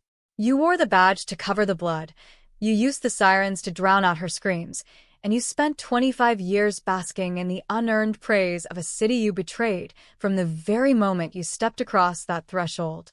Look at her family, Marcus. Look at them, and tell them how it felt to watch them weep while you sat in their living room, pretending to be their protector." The transformation was instantaneous and terrifying. Stripped of his administrative armor, exposed in the brilliant, unforgiving light of objective science, Marcus Thorne's calculated, elderly persona completely disintegrated, revealing the raw, venomous sociopathy that lay beneath. He did not weep, he did not beg for mercy, and he did not deny the accusation. Instead, he leaned forward over the witness box, his face contorting into a mask of pure, unadulterated malice as he let out a harsh, mocking laugh that echoed through the silent courtroom like a gunshot. "You think you've won something here today?" Thorne spat, his voice dropping into a guttural, terrifying register that sent a visible wave of fear through the front rows of the gallery. You people sit in your clean, safe homes because men like me are willing to walk in the mud. Clara Vance was a distraction, an irrelevance. I built the city's homicide squad with my own bare hands. I caught the real monsters. I kept the peace. You have no right to judge the choices I made to maintain order in a world you are too weak to understand. The confession, delivered with a chilling, defiant arrogance, was the final, definitive nail in his coffin, a moment of pure, unedited psychological horror that left no doubt in the minds of the jury or the public. The defense team sat in stunned, defeated silence, their hands over their faces as they realized their client had just single-handedly dismantled any remaining hope of a legal loophole or an acquittal. The judge immediately terminated the proceedings, ordering Thorne to be removed from the court and returned to the maximum security holding cells while the jury retired to deliberate on a verdict that had already been decided by the killer's own monstrous words. The deliberation took less than 45 minutes, just enough time for the 12 citizens to sign the paperwork that would permanently erase Marcus Thorne from the society he had preyed upon for a quarter of a century. When the jury returned, the foreperson stood and delivered the word guilty with a sharp, definitive force that felt like the closing of a massive steel vault door, a sound that brought an immediate, overwhelming wave of emotion to the Vance family, who collapsed into each other's arms in a state of absolute, exhausted catharsis. The judge did not delay sentencing, delivering a scathing, historic dressing down that would be studied in law schools for generations to come, condemning Thorne to consecutive life sentences without the possibility of parole, ensuring that he would spend the remainder of his natural life confined within a sterile, concrete box, stripped of his name, his rank, and his humanity. He was immediately transported under heavy military escort to the Supermax facility at Goulburn, a fortress designed to hold the state's most dangerous, irredeemable criminals, a place where his past achievements meant absolutely nothing, and where he would be forced to exist in absolute isolation until his dying breath. The city of Sydney woke up the following morning to a world that felt fundamentally altered. The heavy, oppressive weight of a 25-year mystery finally lifted, yet replaced by a lingering, unsettling chill that no amount of justice could ever truly dispel. The apartment complex in Camperdown remained standing, its windows reflecting the gray, neutral light of a new dawn, a quiet monument to a young life that had been violently stolen by the very man trusted to protect it. The headlines were no longer frantic or sensational. They were solemn, printing Clara Vance's portrait on the front page, without the words cold case or unsolved hovering over her name like a curse. She was finally allowed to rest, her memory untangled from the web of deception that had held her captive for a quarter of a century, while the man who had engineered her oblivion sat alone in the dark, watching the shadows lengthen across his concrete cell, a living monument to the terrifying truth that the greatest evil is often the one wearing the uniform of your protector. The iron doors of Goulburn Supermax did not just swallow Marcus Thorne. They sealed away a living archive of institutional corruption that the state of New South Wales was now desperately forced to exhume. While the former detective sergeant began his first winter inside a 2-by-3-meter concrete cell, stripped of his tailored suits and reduced to an alphanumeric inmate number, the legal and social structure of Sydney was undergoing a violent, uncontrollable detoxification. The Royal Commission into High-Profile Homicide Convictions, established in the immediate wake of Thorne's conviction, had converted 3 entire floors of a secure government building in the central business district into a high-intensity forensic audit hub. Rows of long folding tables groaned under the weight of thousands of cardboard archival boxes, each one representing a life disrupted, a family broken, and a verdict secured by a man whose entire career was now recognized as an elaborate exercise in sociopathic manipulation. The scope of the investigation was staggering, a logistical nightmare that paralyzed the department's current operations. Investigators were not just looking for technical errors, they were looking for a specific, sinister methodology, the Thorne signature. It was a pattern of behavior characterized by the early contamination of crime scenes, the aggressive intimidation of low-level witnesses, the convenient misplacement of alternative suspect profiles, and the calculated use of the media to create a narrative of absolute certainty before a case even reached a courtroom. The deeper the commission dug into the archives from 1998 to 2015, the more they realized that Clara Vance was not an isolated aberration, but the tragic, inevitable culmination of a lifetime of unchecked authority and systemic protection. The public's initial catharsis following the guilty verdict quickly curdled into a profound, lingering cynicism that infected every aspect of civil society. Trust in law enforcement dropped to historic lows, manifested not in loud protests, but in a quiet, pervasive non-cooperation that crippled standard street-level policing across the metropolitan area. Citizens refused to answer basic questions from patrol officers. Witnesses refused to sign statements without private legal counsel present, and juries became deeply, inherently skeptical of any forensic evidence presented by the prosecution that did not possess a multi-layered, independent digital chain of custody. The Gold Shield, once viewed as a bulwark against the rising tide of urban chaos, was now widely regarded in the popular culture as a license for absolute immunity, a terrifying mask that allowed the wolf to police the sheep with the full backing of the state's executive power. Inside the commission's secure war room, Detective Inspector Elena Vance and her elite team of untainted analysts were currently focusing their energy on 3 specific historic homicides from the early 2000s, cases where Thorne had been the lead investigator and had secured swift, highly publicized convictions that had propelled him up the promotional ladder. The first was the 1999 murder of a wealthy philanthropist in Bellevue Hill. The second, the 2003 disappearance of a young mother from the northern beaches. And the third, the 2005 fatal stabbing of a dock worker in the Harbor District. As Elena cross-referenced the original evidence ledgers with modern forensic databases, she discovered the same chilling anomalies that had broken open the Clara Vance case: missing vehicle logs, unrecorded initial walkthroughs by Thorne before the arrivals of the official forensic teams, and biological samples that had miraculously degraded or vanished entirely from the high-security vaults. The realization was sickening. Marcus Thorne had not just killed Clara Vance. He had spent decades using his position to protect other predators, trading administrative immunity for leverage, or worse, framing innocent, vulnerable individuals to maintain his flawless clearance rate and keep his professional reputation immaculate. Her team began tracking down the original suspects who had been dismissed by Thorne during those investigations, individuals whose alibis had been labeled unreliable or whose statements had been altered in the official typewritten summaries. What they found was a trail of administrative devastation, men and women whose lives had been systematically destroyed by a predatory system that prioritized a swift conviction over the preservation of human justice. The most egregious example of this administrative malice was found in the file of the 2005 Harbor stabbing, where a young Indigenous man named David Lang had been sentenced to 20 years for a crime he had steadfastly denied committing from the moment of his arrest. Thorne had built the entire case against Lang on a single, anonymous tip and a blood-stained jacket recovered from a communal laundry room 3 blocks from the scene, a jacket that the defense had argued at the time had been planted by police. Elena ordered the immediate forensic retesting of the microscopic fibers trapped within the seams of that jacket using modern vacuum immersion technology that did not exist during the original trial. The results, delivered on a rainy Tuesday morning that mirrored the weather of 25 years prior, hit the task force like a physical blow.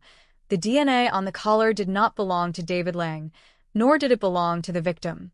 It belonged to an active, known informant who had been on Marcus Thorne's private payroll for over a decade. The implication was clear, monstrous, and legally catastrophic.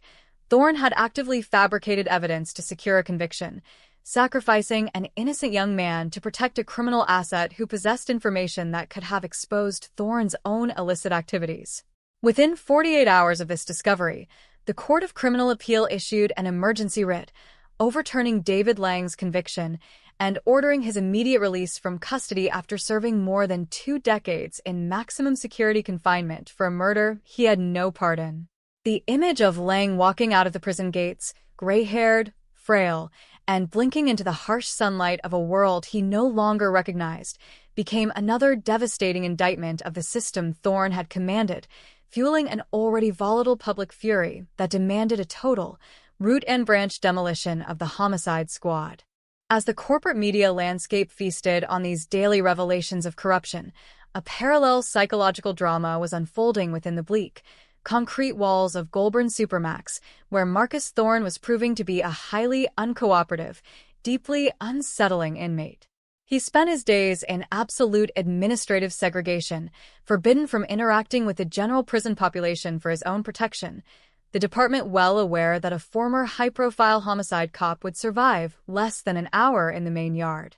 Yet, despite the isolation, the deprivation of his luxury lifestyle, and the complete loss of his societal standing, Thorne did not exhibit the typical psychological collapse common among late-life inmates.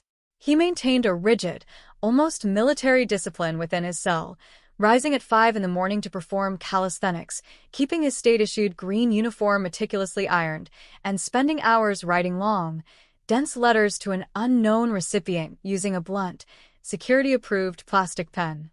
Prison guards assigned to his sector reported an eerie, pervasive discomfort when monitoring his cell through the closed-circuit television monitors.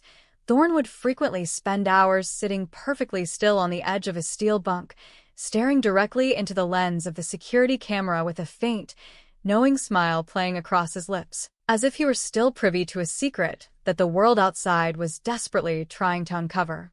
He refused all requests for media interviews, ignoring the multi-million-dollar offers from television networks eager to secure the first exclusive sit-down with the fallen legend. He also refused to meet with the representatives of the Royal Commission, turning his back on Elena Vance when she visited the facility, his voice a low, gravelly whisper as he spoke through the perforated steel door. "You have your little pieces of paper, Elena. You have your digital toys. But you don't have the grand design. You never will." This refusal to speak only intensified the anxiety that gripped the upper echelons of the police department and the state government. The terrifying question that lingered in every private meeting behind closed doors was not what Thorne had done, but who had helped him do it, and how far the network of complicity extended into the current leadership structure of the force. A man does not control a major homicide squad for 2 decades, alter evidence in high-security vaults, and silence intelligence analysts without the active assistance or the deliberate, calculated blindness of superior officers, judges, and politicians who benefited from his high clearance rates and political favors.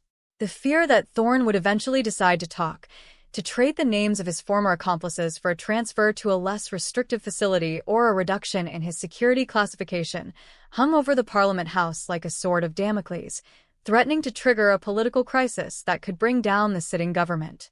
The tension reached a boiling point when the Commission uncovered a private leather-bound ledger during a secondary, highly invasive search of Thorne's coastal property, a document that had been concealed behind a false wall panel in the lower wine cellar. This ledger did not contain names or dates in a conventional format, but rather a complex, highly secure cipher consisting of thousands of numeric strings and geographic coordinates that appeared to map out safe deposit boxes, hidden storage units, and encrypted digital accounts spread across international jurisdictions. Elena Vance brought in the nation's top military codebreakers to analyze the ledger, realizing that this document was Thorne's true masterpiece, a comprehensive blackmail archive, an institutional kill switch designed to ensure that if he ever went down, he would take the entire legal framework of the state down with him. The city of Sydney, meanwhile, began to feel like a theater of ghosts, where every major landmark, every quiet suburban street, and every historical crime scene was now viewed through the distorting lens of Thorne's deception.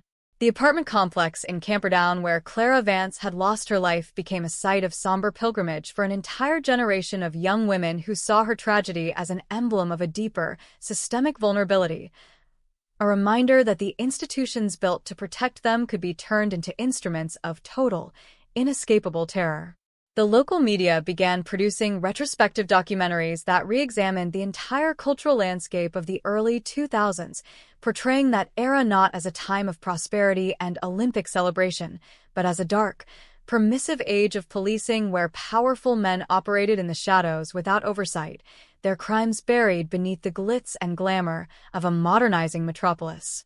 The ultimate horror of the Sydney 2001 cold case was no longer contained within the physical act of the murder itself, nor was it limited to the 25 years of BTAC that had tortured a grieving family.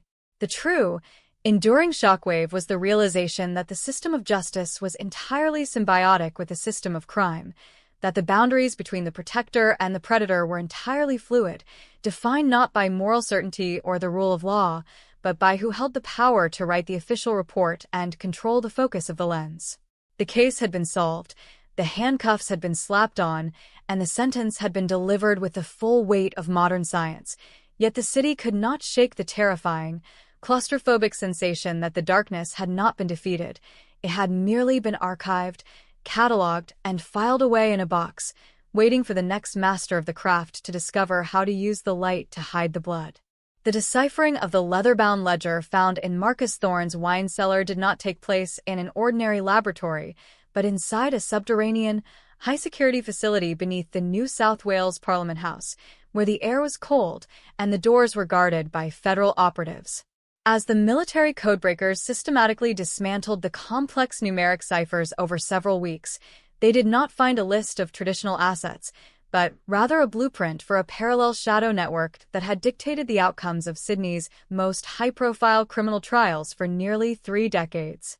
The ledger contained precise coordinates to 3 off-site, climate-controlled storage lockers located in industrial zones across the outer western suburbs, vaults of illicit information that Thorne had maintained as his personal insurance policy against the very department he had commanded. When Detective Inspector Elena Vance led a specialized, silent tactical unit to breach the first of these hidden lockers in Blacktown, the reality of Thorne's psychological empire was laid bare in a terrifying display of clinical blackmail. Inside the storage unit, beneath rows of heavy industrial plastic sheeting, sat 15 fireproof filing cabinets containing hundreds of pristine, unedited audio cassette tapes, VHS recordings, and original forensic specimens that had vanished from official police evidence rooms between 1995 and 2018. These were not random trophies. They were the absolute proofs of malfeasance committed by the city's elite, politicians, Supreme Court judges, senior corporate executives, and high-ranking police officials who had crawled to Thorne over the decades to make their personal indiscretions, their financial crimes, and their vehicular manslaughters disappear. Thorne had never destroyed the evidence of their sins. He had preserved it with the exact same meticulous care he had used to mask the murder of Clara Vance, transforming their vulnerabilities into a permanent, unyielding foundation for his own absolute immunity within the justice system. The discoveries sent a wave of absolute, cold panic through the upper echelons of the state government, triggering an immediate, behind-the-closed-doors constitutional crisis that threatened to completely dissolve the sitting parliament. Elena Vance found herself standing at the center of a historical storm, facing immense, quiet pressure from the highest offices in the land to bury the contents of the storage lockers under the guise of national security and the preservation of public order. Powerful men who had survived decades of political shifts suddenly realized that their entire lives, their careers, and their legacies were contained within a cardboard box held by a young, unyielding detective inspector who could not be bought, intimidated, or negotiated with.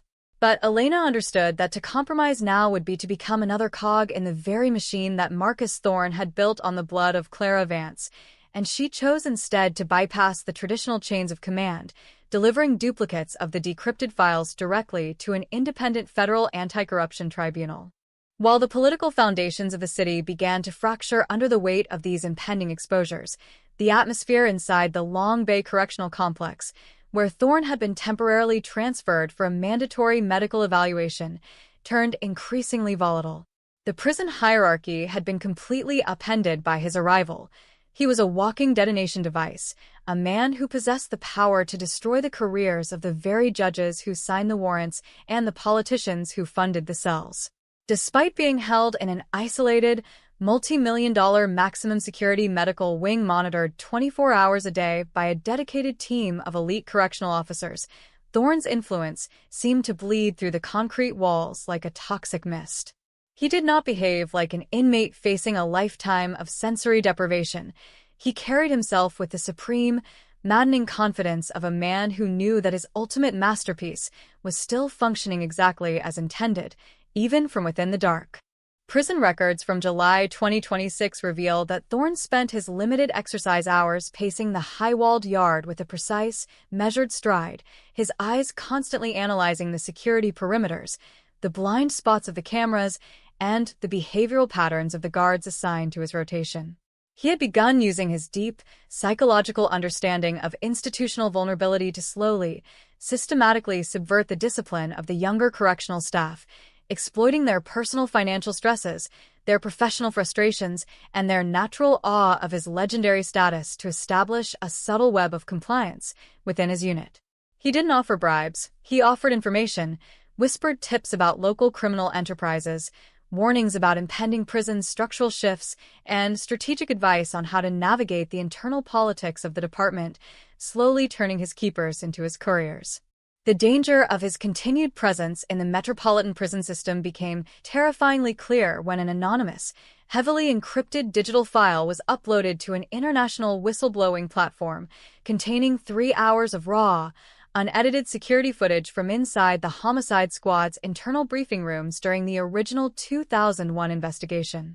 The leak did not merely expose the technical incompetence of Task Force Delta, it showed Marcus Thorne in high-definition clarity, standing before a whiteboard, deliberately and masterfully gaslighting his junior detectives, steering them away from a highly credible eyewitness report that placed his private vehicle at the scene of Clara Vance's murder.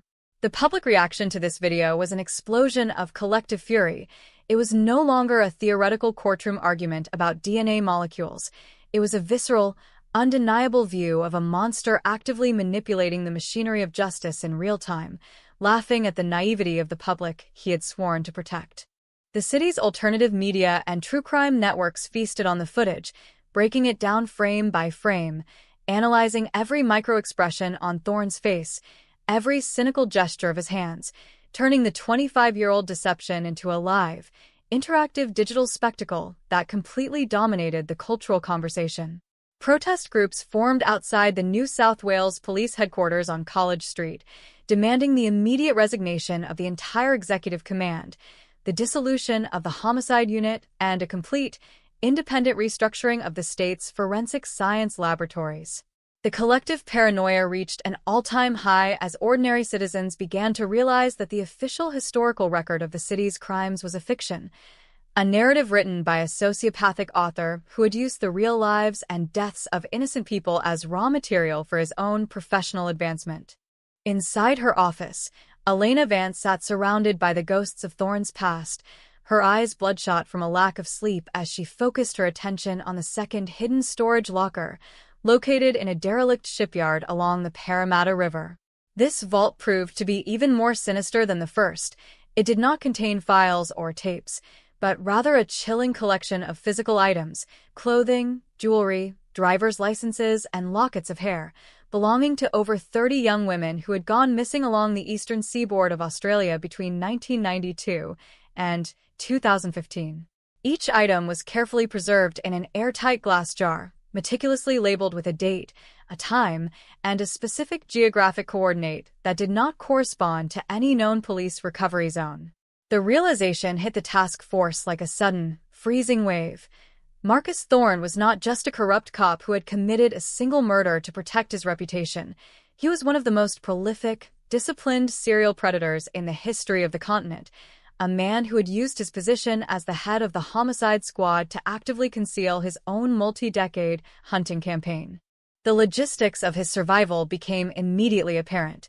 Whenever a young woman disappeared within his jurisdiction, Thorne would immediately volunteer to take charge of the initial missing persons file, utilizing his absolute authority to classify the victims as runaways, voluntary departures, or suicides before a formal criminal investigation could even be launched. He would personally visit their residences, ostensibly to comfort the families and gather personal items for tracking, but in reality, he was harvesting his trophies and erasing any potential forensic links that could connect the disappearances to his own movements. He had turned the entire geographic expanse of New South Wales into his private, protected hunting ground, using the sirens of his police cruiser to clear the streets and his gold shield to bypass any security camera or patrol officer that dared to cross his path during his midnight operations. Elena Vance knew that she could no longer treat this as a standard historical investigation. She was dealing with an ongoing, massive humanitarian disaster, a labyrinth of grief that extended into hundreds of families across the country who had spent decades wondering why their daughters had vanished without a trace. She ordered the immediate formation of a top-secret forensic task force, codenamed Operation Nemesis, comprising international skeletal identification experts, geneticists, and profiling specialists who were flown into Sydney under assumed names to begin the monumental task of matching the trophies in the glass jars to the National Missing Persons Database. The work was slow, grueling, and emotionally devastating. Every match represented a cold case reopened, a family forced to confront the terrifying reality that the man who had signed the death certificates and looked them in the eye during their moments of deepest grief was the very monster who had buried their children in the bush. As the first 10 identities were confirmed, young students, travelers, and professional women whose lives had been abruptly extinguished during Thorne's peak operational years, the legal pressure on the fallen detective sergeant intensified to an unprecedented degree. The Federal Department of Public Prosecutions prepared a massive, secondary indictment charging Thorne with 10 counts of historical murder, a legal move designed to ensure that, even if his original conviction for Clara Vance was somehow overturned on a technical appeal, he would still die behind the walls of a maximum security prison. But Thorne remained entirely unfazed by the mounting charges, his legal team maintaining an aggressive, stonewall defense that refused to engage with the forensic evidence, instead demanding a full, public trial where Thorne intended to use his cross-examination rights to systematically expose the contents of his blackmail ledger on the public record. The psychological warfare between Thorne and the state had reached a terrifying impasse. He was holding a knife to the throat of the institution, threatening to pull down the entire legal, political, and social infrastructure of New South Wales if they did not grant him a transfer to a low-security coastal facility and a permanent cessation of the Operation Nemesis investigations.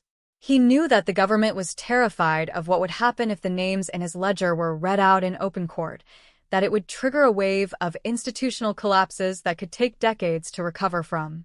He sat in his medical cell, a master chess player who had lost his pieces but still held the board hostage, watching the panic of his adversaries with a cold, detached satisfaction that proved his sociopathic vanity was entirely untouched by his fall from grace. But Elena Vance refused to play his game. She understood that the only way to truly defeat a monster who lived by the manipulation of information was to make the truth absolute, public, and entirely non-negotiable.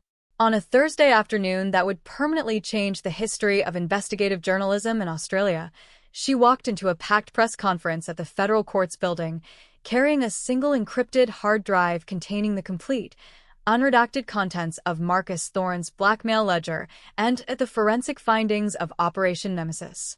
Ignoring the frantic, whispered warnings of the state government representatives standing at the back of the room, she plugged the drive into the central media server, broadcasting the raw data simultaneously to every major news outlet, legal archive, and public database across the globe.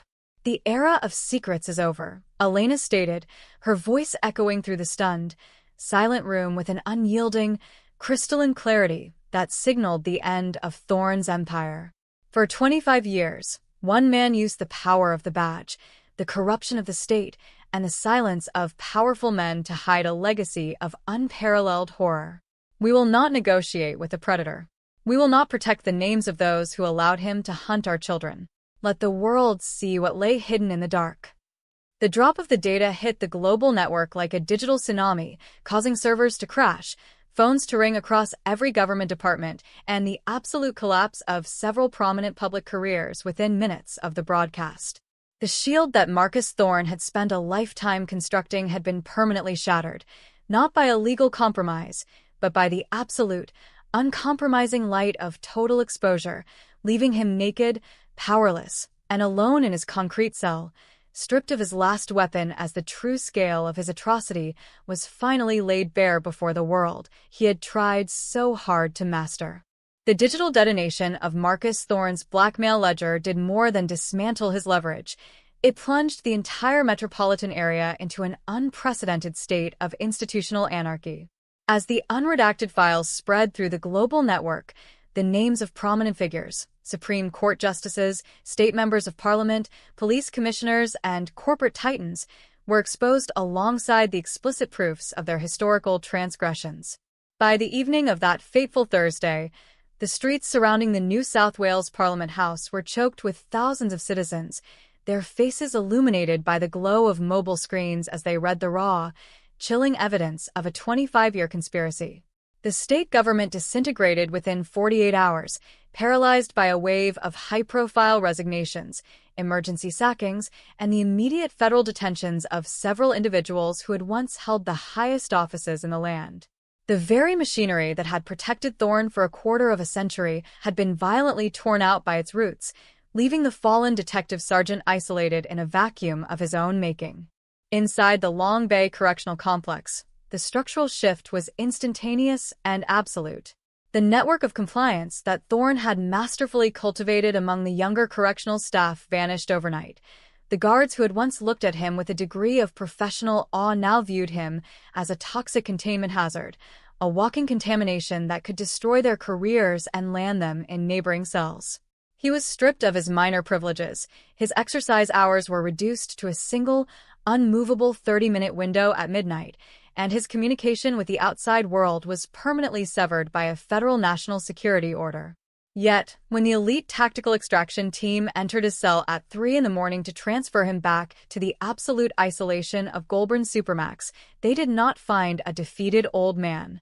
Thorne stood waiting for them in the center of the room, his uniform perfectly crisp, his hands already held out for the heavy transport irons, his face an unreadable mask of cold, intellectual curiosity.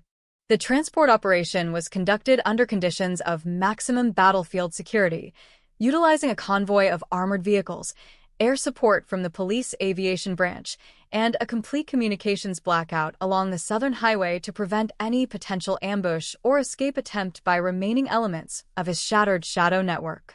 As the convoy hurtled through the black, rain-swept landscape of the southern highlands, Thorne sat in the rear compartment of the lead armored vehicle, the heavy steel shackles rattling against the floor with every twist of the road. He looked out through the narrow, reinforced ballistic glass slit at the dark forest lining the highway, his mind working with that same predatory precision that had allowed him to control the narrative of Clara Vance's murder for 2.5 decades. He understood that while his political shield was gone, his true monument, the physical evidence of his multi-decade hunting campaign, was still being unearthed by Operation Nemesis, and that every skeleton pulled from the earth was another testament to his absolute supremacy over the system. Back in Sydney, Detective Inspector Elena Vance had converted the unresolved homicide squad floor into a command center for a multi-jurisdictional disaster victim identification operation. The second storage locker along the Parramatta River had yielded over 30 glass jars containing the physical trophies of missing women, and the laboratory was now working in continuous shifts to extract DNA profiles from the clothing fragments, jewelry, and locks of hair preserved within the glass.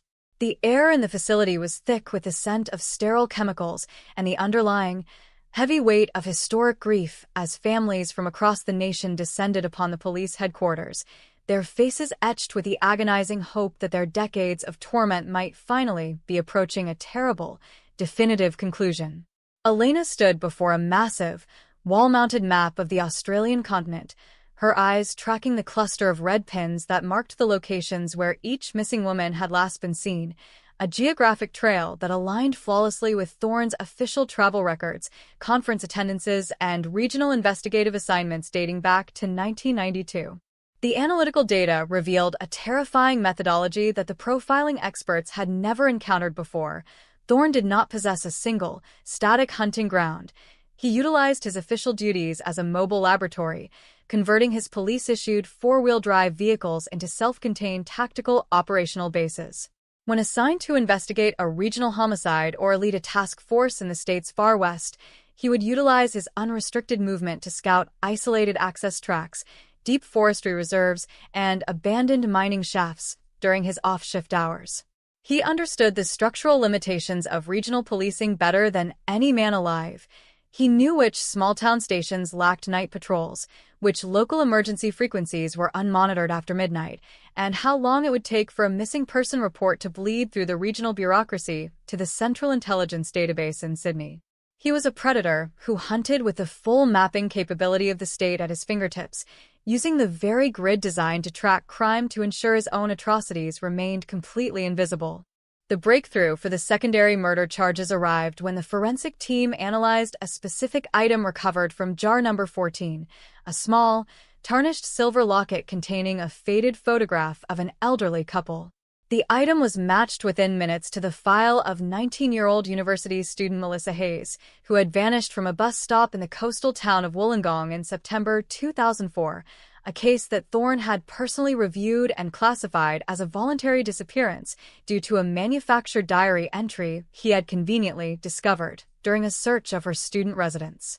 Armed with the precise geographic coordinates scrawled inside Thorne's leather ledger alongside the entry for Jar 14, a specialized forensic archaeological team, equipped with deep penetrating ground radar and skeletal recovery K9 units, was dispatched to an isolated state forest precinct 50 kilometers west of the coast. The search was grueling, conducted in the teeth of a bitter winter wind that howled through the dense eucalyptus trees, the ground hard and choked with thick, ancient root systems that resisted the shovels.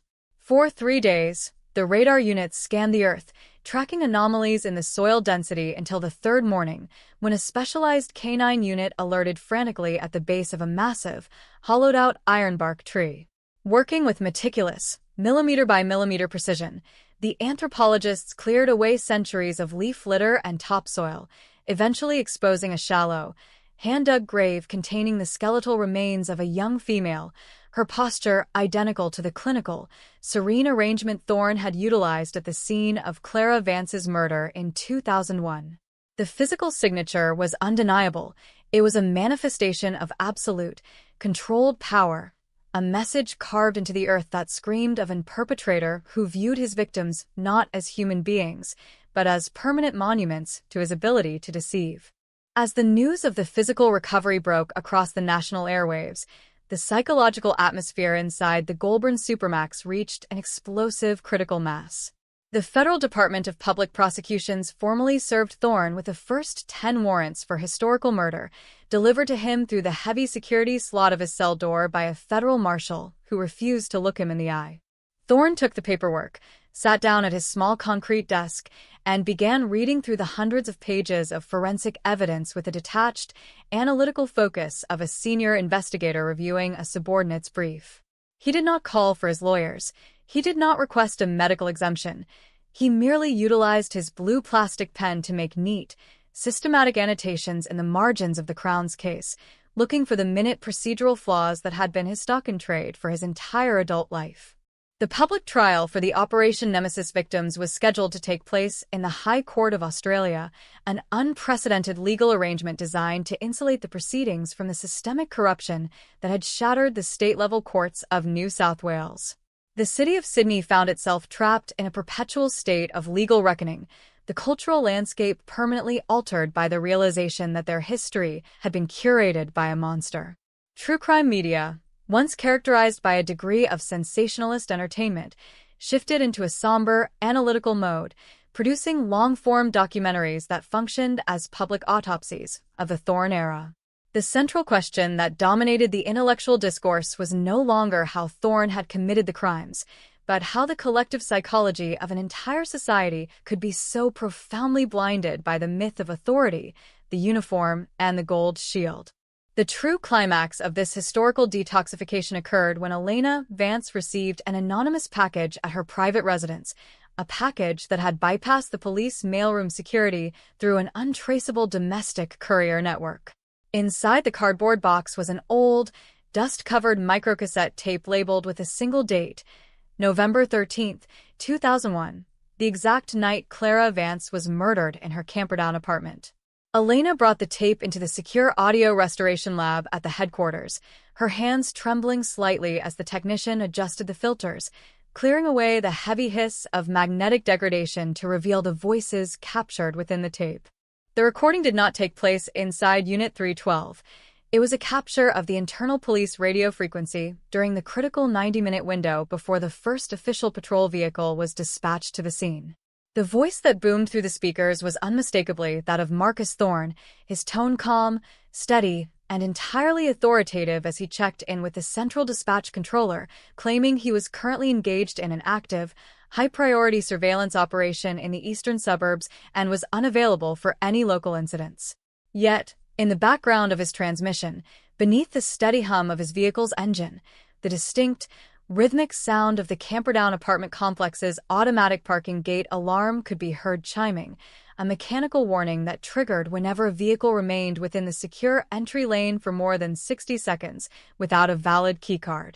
The tape was the ultimate proof of premeditation, an audio record of a killer actively constructing his digital alibi while sitting in the dark outside his victim's door, utilizing his knowledge of the dispatch cycles to ensure that no other unit would disrupt his timeline.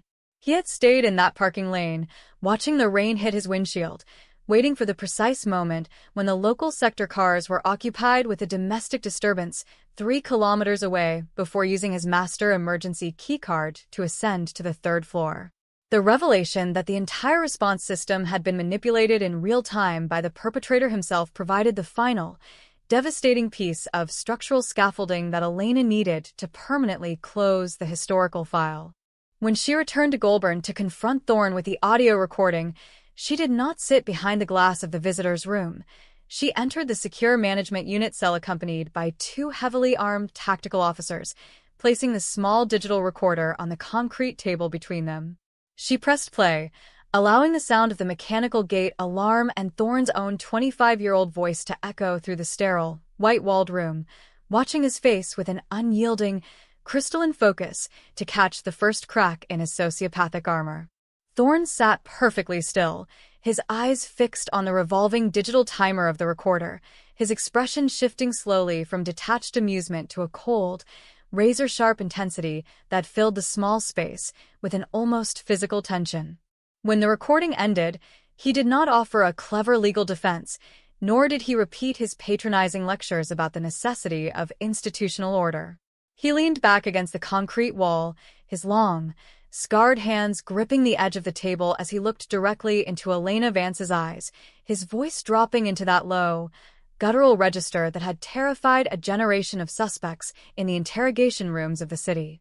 "You think you've buried me, Elena," he whispered, a faint, wintry smile touching his lips. "But you've only proven my point. I operated within the architecture you all built. I used your radios, your codes, your gates, and your blind faith to create a space of absolute freedom.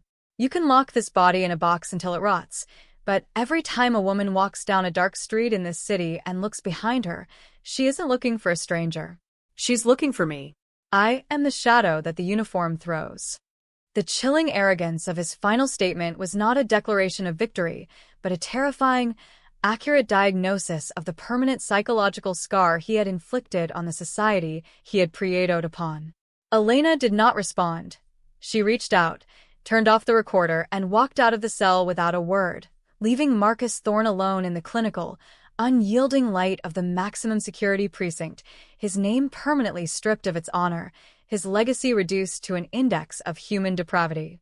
The trial that followed in the High Court would be a formality, an administrative cataloging of horrors that would result in a historical sentence of perpetual natural life, without the possibility of release, ensuring that the wolf would remain caged until his final breath. Yet, as the rain continued to fall over the harbor, washing the modern streets of Sydney under the watchful eye of thousands of new digital surveillance networks, the city remained locked in the quiet, claustrophobic knowledge that the greatest evil did not come from the darkness outside, it was the one that held the light. The High Court of Australia's special session convened under a state of total security that transformed the federal courtroom into a digital fortress, insulated from the external chaos that continued to fracture the state-level institutions of New South Wales. The atmosphere inside the room was characterized by a heavy, clinical gravity, a stark contrast to the sensationalist media circus that had defined the earlier proceedings in the lower courts. For the 10 families whose daughters had been pulled from the earth by the archaeologists of Operation Nemesis, this trial was not a search for an unknown perpetrator, but a systematic, public autopsy of a system that had allowed a serial killer to carry a gun, wear a badge, and control the searchlight for over 3 decades. Marcus Thorne sat in the newly reinforced central glass enclosure, his appearance remarkably unchanged despite months of maximum security isolation. He maintained his rigid, military posture, his eyes remaining fixed on the projection screens with the cold, intellectual detachment of a general reviewing historical battlefields.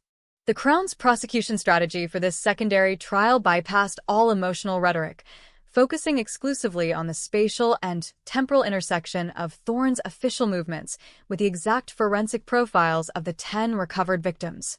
The lead federal prosecutor, a sharp, unyielding jurist named Alastair Vance, working in tandem with Elena Vance's analytical unit, introduced a massive, high-dimensional digital matrix that cross-referenced 30 years of police vehicle telemetry, expense receipts, regional radio logs, and toll data with the decomposition timelines established by the forensic anthropologists. The screen flickered to life, displaying a highly detailed geographic map of the state, slowly overlaying Thorne's verified locations with the precise points where the missing women had last been seen, revealing a mathematical synchronization so precise it eliminated any possibility of coincidence. The prosecution called to the stand the chief forensic pathologist who had led the examinations of the remains recovered from the regional state forests. She detailed the highly specific, structural methodology of the skeletal trauma, demonstrating to the court that each victim had been subjected to a highly controlled clinical immobilization technique, a modern iteration of compliance holds taught exclusively at the New South Wales Police Academy during the late 1980s and early 1990s. The killer had not used crude violence. He had utilized institutional training to neutralize his targets, leaving no defensive fractures, no signs of frantic resistance, and no macro-level trauma that would alert a local medical examiner if a body were discovered prematurely. The physical signature was identical across all 10 cases, extending from the 1994 disappearance of Melissa Hayes to the 2012 murder of a young traveler near the Hunter Valley, a systematic execution of power that proved Thorne had been operating a parallel, hidden career of slaughter throughout his entire tenure as a homicide commander. The defense team, heavily restricted by the total exposure of the blackmail ledger and the absolute clarity of the modern touch DNA profiles, attempted to launch a complex jurisdictional challenge, arguing that the federal court lacked the constitutional authority to try historical state offenses under a unified indictment. Arthur Pendleton stood before the high court bench, his voice strained, stripped of the theatrical arrogance he had displayed during the Clara Vance trial, now desperately trying to exploit technical ambiguities in the colonial-era legal frameworks to force a mistrial or a permanent stay of proceedings. He argued that the introduction of the digital ledger had contaminated the jury pool to such an extent that a fair trial was structurally impossible within the Commonwealth, demanding that the charges be severed and returned to individual regional jurisdictions where the bodies had been recovered. The High Court justices did not hesitate, rejecting the defense's technical maneuvers with a series of sharp, definitive rulings that signal the absolute end of the legal immunity Thorne had manipulated for so long. The Chief Justice leaned forward, his voice echoing through the silent courtroom with an unyielding, crystalline authority. The architecture of justice will not be utilized as a shield for institutional atrocity.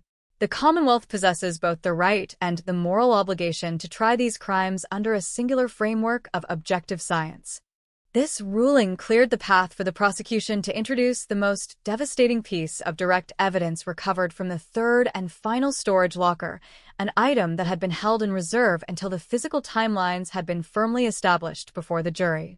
Alastair Vance directed the court officers to present an exhibit labeled Exhibit 44B, a heavy, commercial-grade digital video camera recovered from a false bottom in one of Thorne's field lockers, containing an archived series of high-capacity data cards that had never been modified or accessed since the mid-2000s. The prosecution did not play the video files in open court, choosing instead to present a series of verified, frame-by-frame analytical readouts and audio frequency charts that had been processed by federal intelligence technicians. The metadata on the cards revealed that Thorne had used the camera's internal clock to log the exact times of his operations, linking the recordings directly to the hours when his official police radio had been manually logged offline for vehicle maintenance or remote surveillance duties. The emotional weight inside the room reached a suffocating peak as the prosecution demonstrated that Thorne had utilized his police-issued laptop to log into the central missing persons database while sitting in his vehicle alongside the active scenes of his crimes, checking to see if local commands had initiated searches before he had even left the perimeter.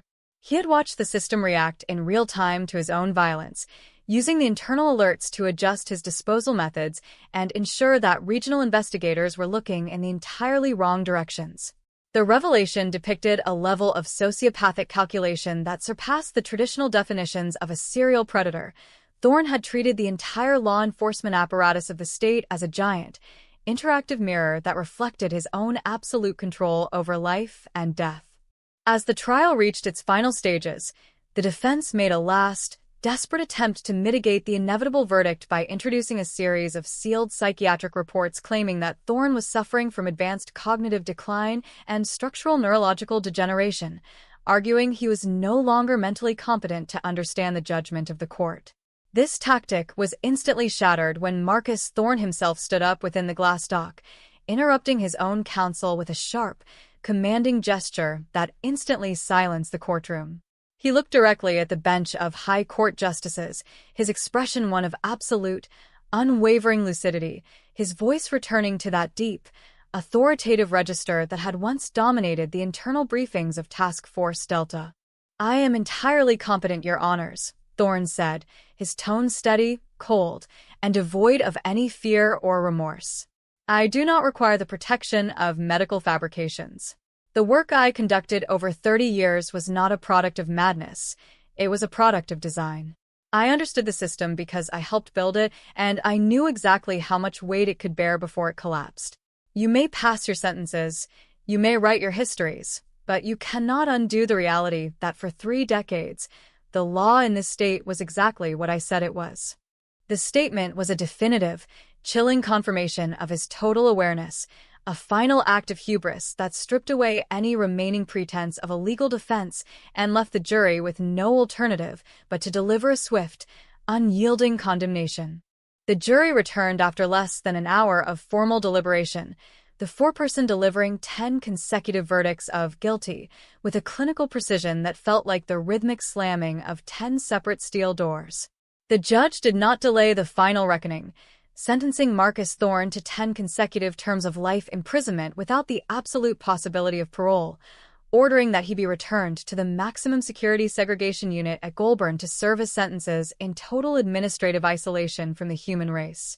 The double trial process was officially concluded, the legal files closed, and the name of Marcus Thorne permanently erased from the rolls of honor, leaving behind a broken department and a city that would spend generations trying to rebuild the foundations of its trust.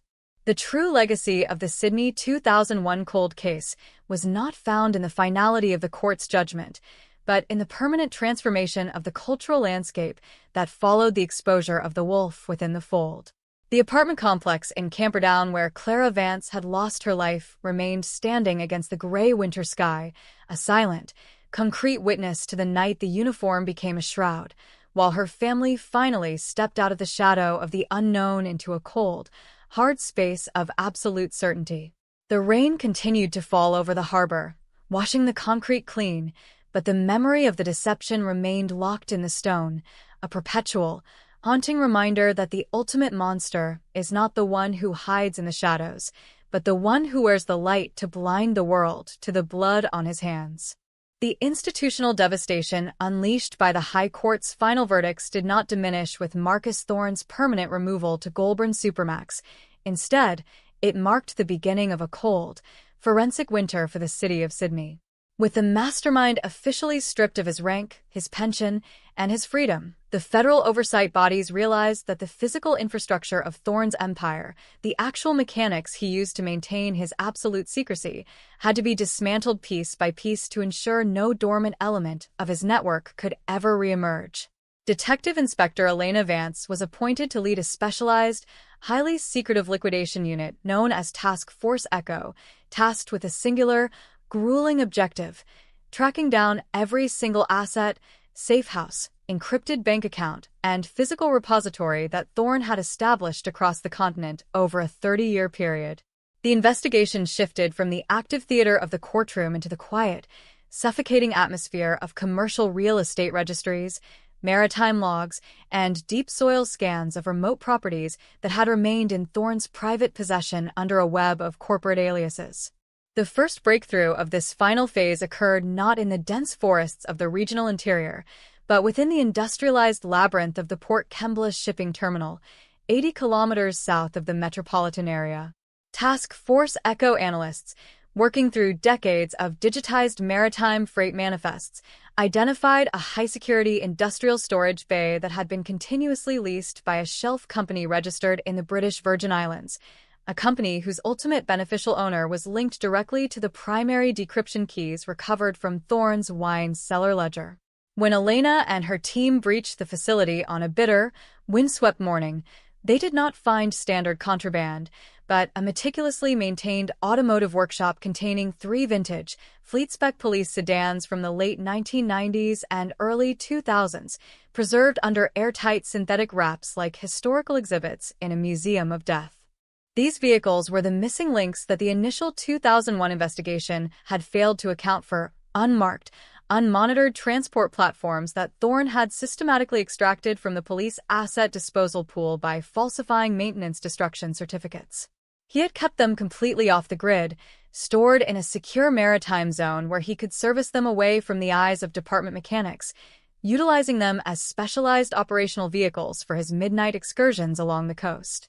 The forensic team immediately subjected the interiors of the sedans to a comprehensive, multispectral chemical scan, stripping away the leather seating and the door panels to reveal the microscopic forensic footprints of passengers who had vanished from the streets of Sydney decades prior.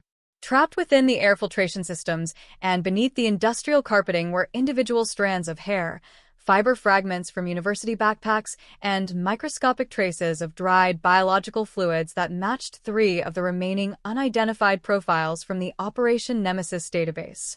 The discovery proved that Thorne's operational sophistication was entirely industrial. He had not merely used his badge to bypass suspicion. He had constructed an independent, self-sustaining logistical network that mirrored the capabilities of a specialized state intelligence agency.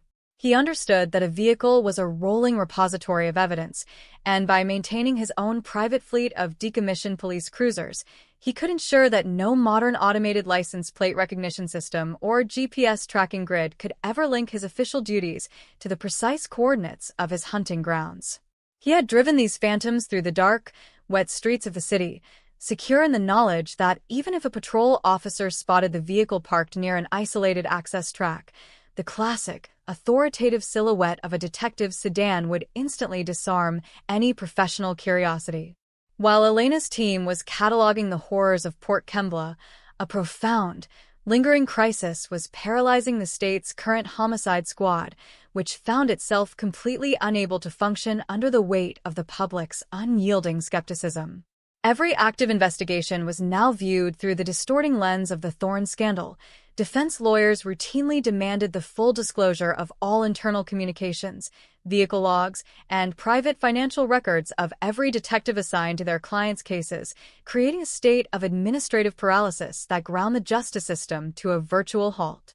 The collective confidence had been so thoroughly shattered that the mere presence of a police uniform at a crime scene was no longer viewed as a symbol of restoration, but as a potential act of scene contamination, a systemic trauma that forced the police commissioner to issue an unprecedented public apology and announce the complete, mandatory retirement of any senior officer who had served alongside Thorne during his peak operational years. The psychological atmosphere inside Goulburn Supermax, meanwhile, had settled into an eerie, mechanical routine that the prison administration watched with constant vigilance.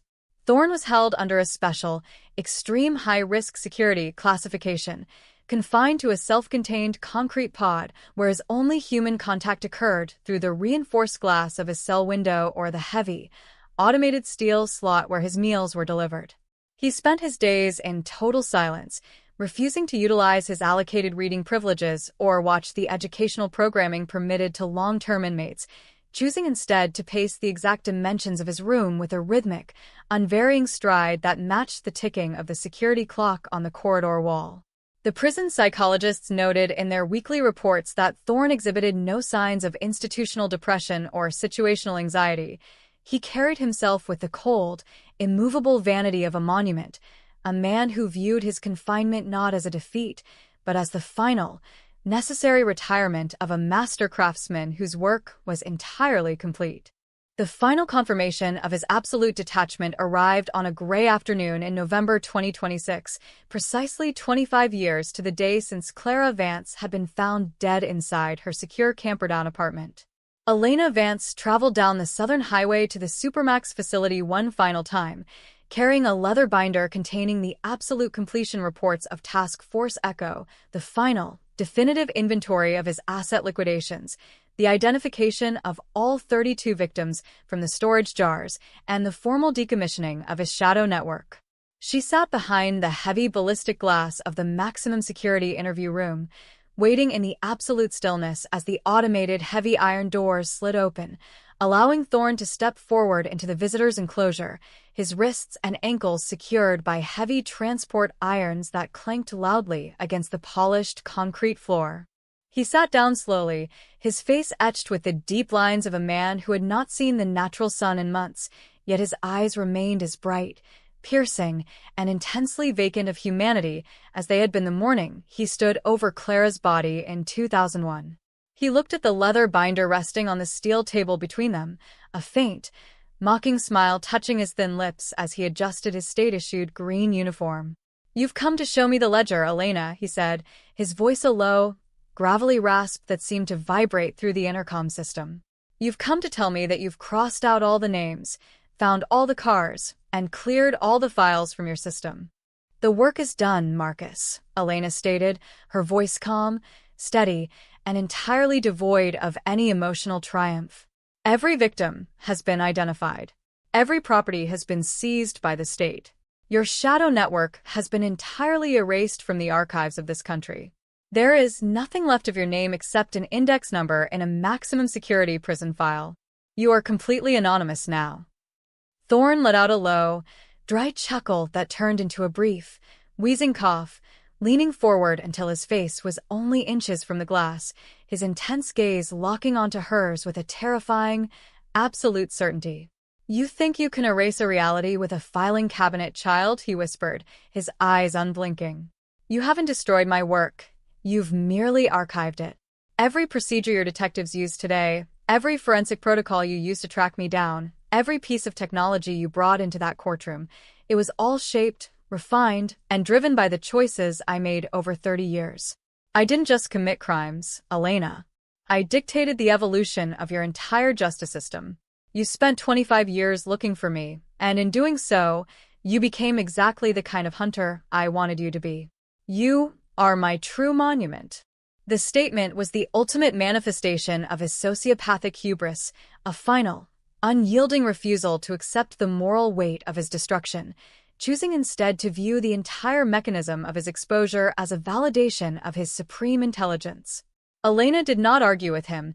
She did not offer the emotional satisfaction of anger or defensive justification. She slowly closed the leather binder, stood up from the steel chair, and signaled the tactical guards to terminate the interview, looking down at the fallen Titan one last time with an expression of pure, clinical indifference. "The difference, Marcus," she said quietly before turning her back on him, "is that the light belongs to us now. You stay in the dark." As the heavy steel security doors slid shut behind her, locking Marcus Thorne into the absolute, perpetual silence of his concrete tomb, Elena walked out into the crisp, clear afternoon air of the Southern Highlands, the sky opening up to reveal a pale, neutral blue that seemed to signal the true end of the long nightmare. Back in Sydney, the city was moving forward, the headlines shifting to new economic cycles, infrastructural projects, and the ordinary, chaotic rhythm of a modern metropolis that was finally free from the shadow of the unknown. The apartment building in Camperdown stood quiet under the afternoon sun, its windows clear, its entry locks modernized, a place where people lived their lives without looking over their shoulders, completely unaware that the safety they enjoyed had been bought at the price of a 25-year war against the wolf who wore the badge. The file was officially closed, the truth was absolute, and the memory of Clara Vance was finally permitted to fade into the quiet, peaceful history of a city that would never forget the lesson of her protector.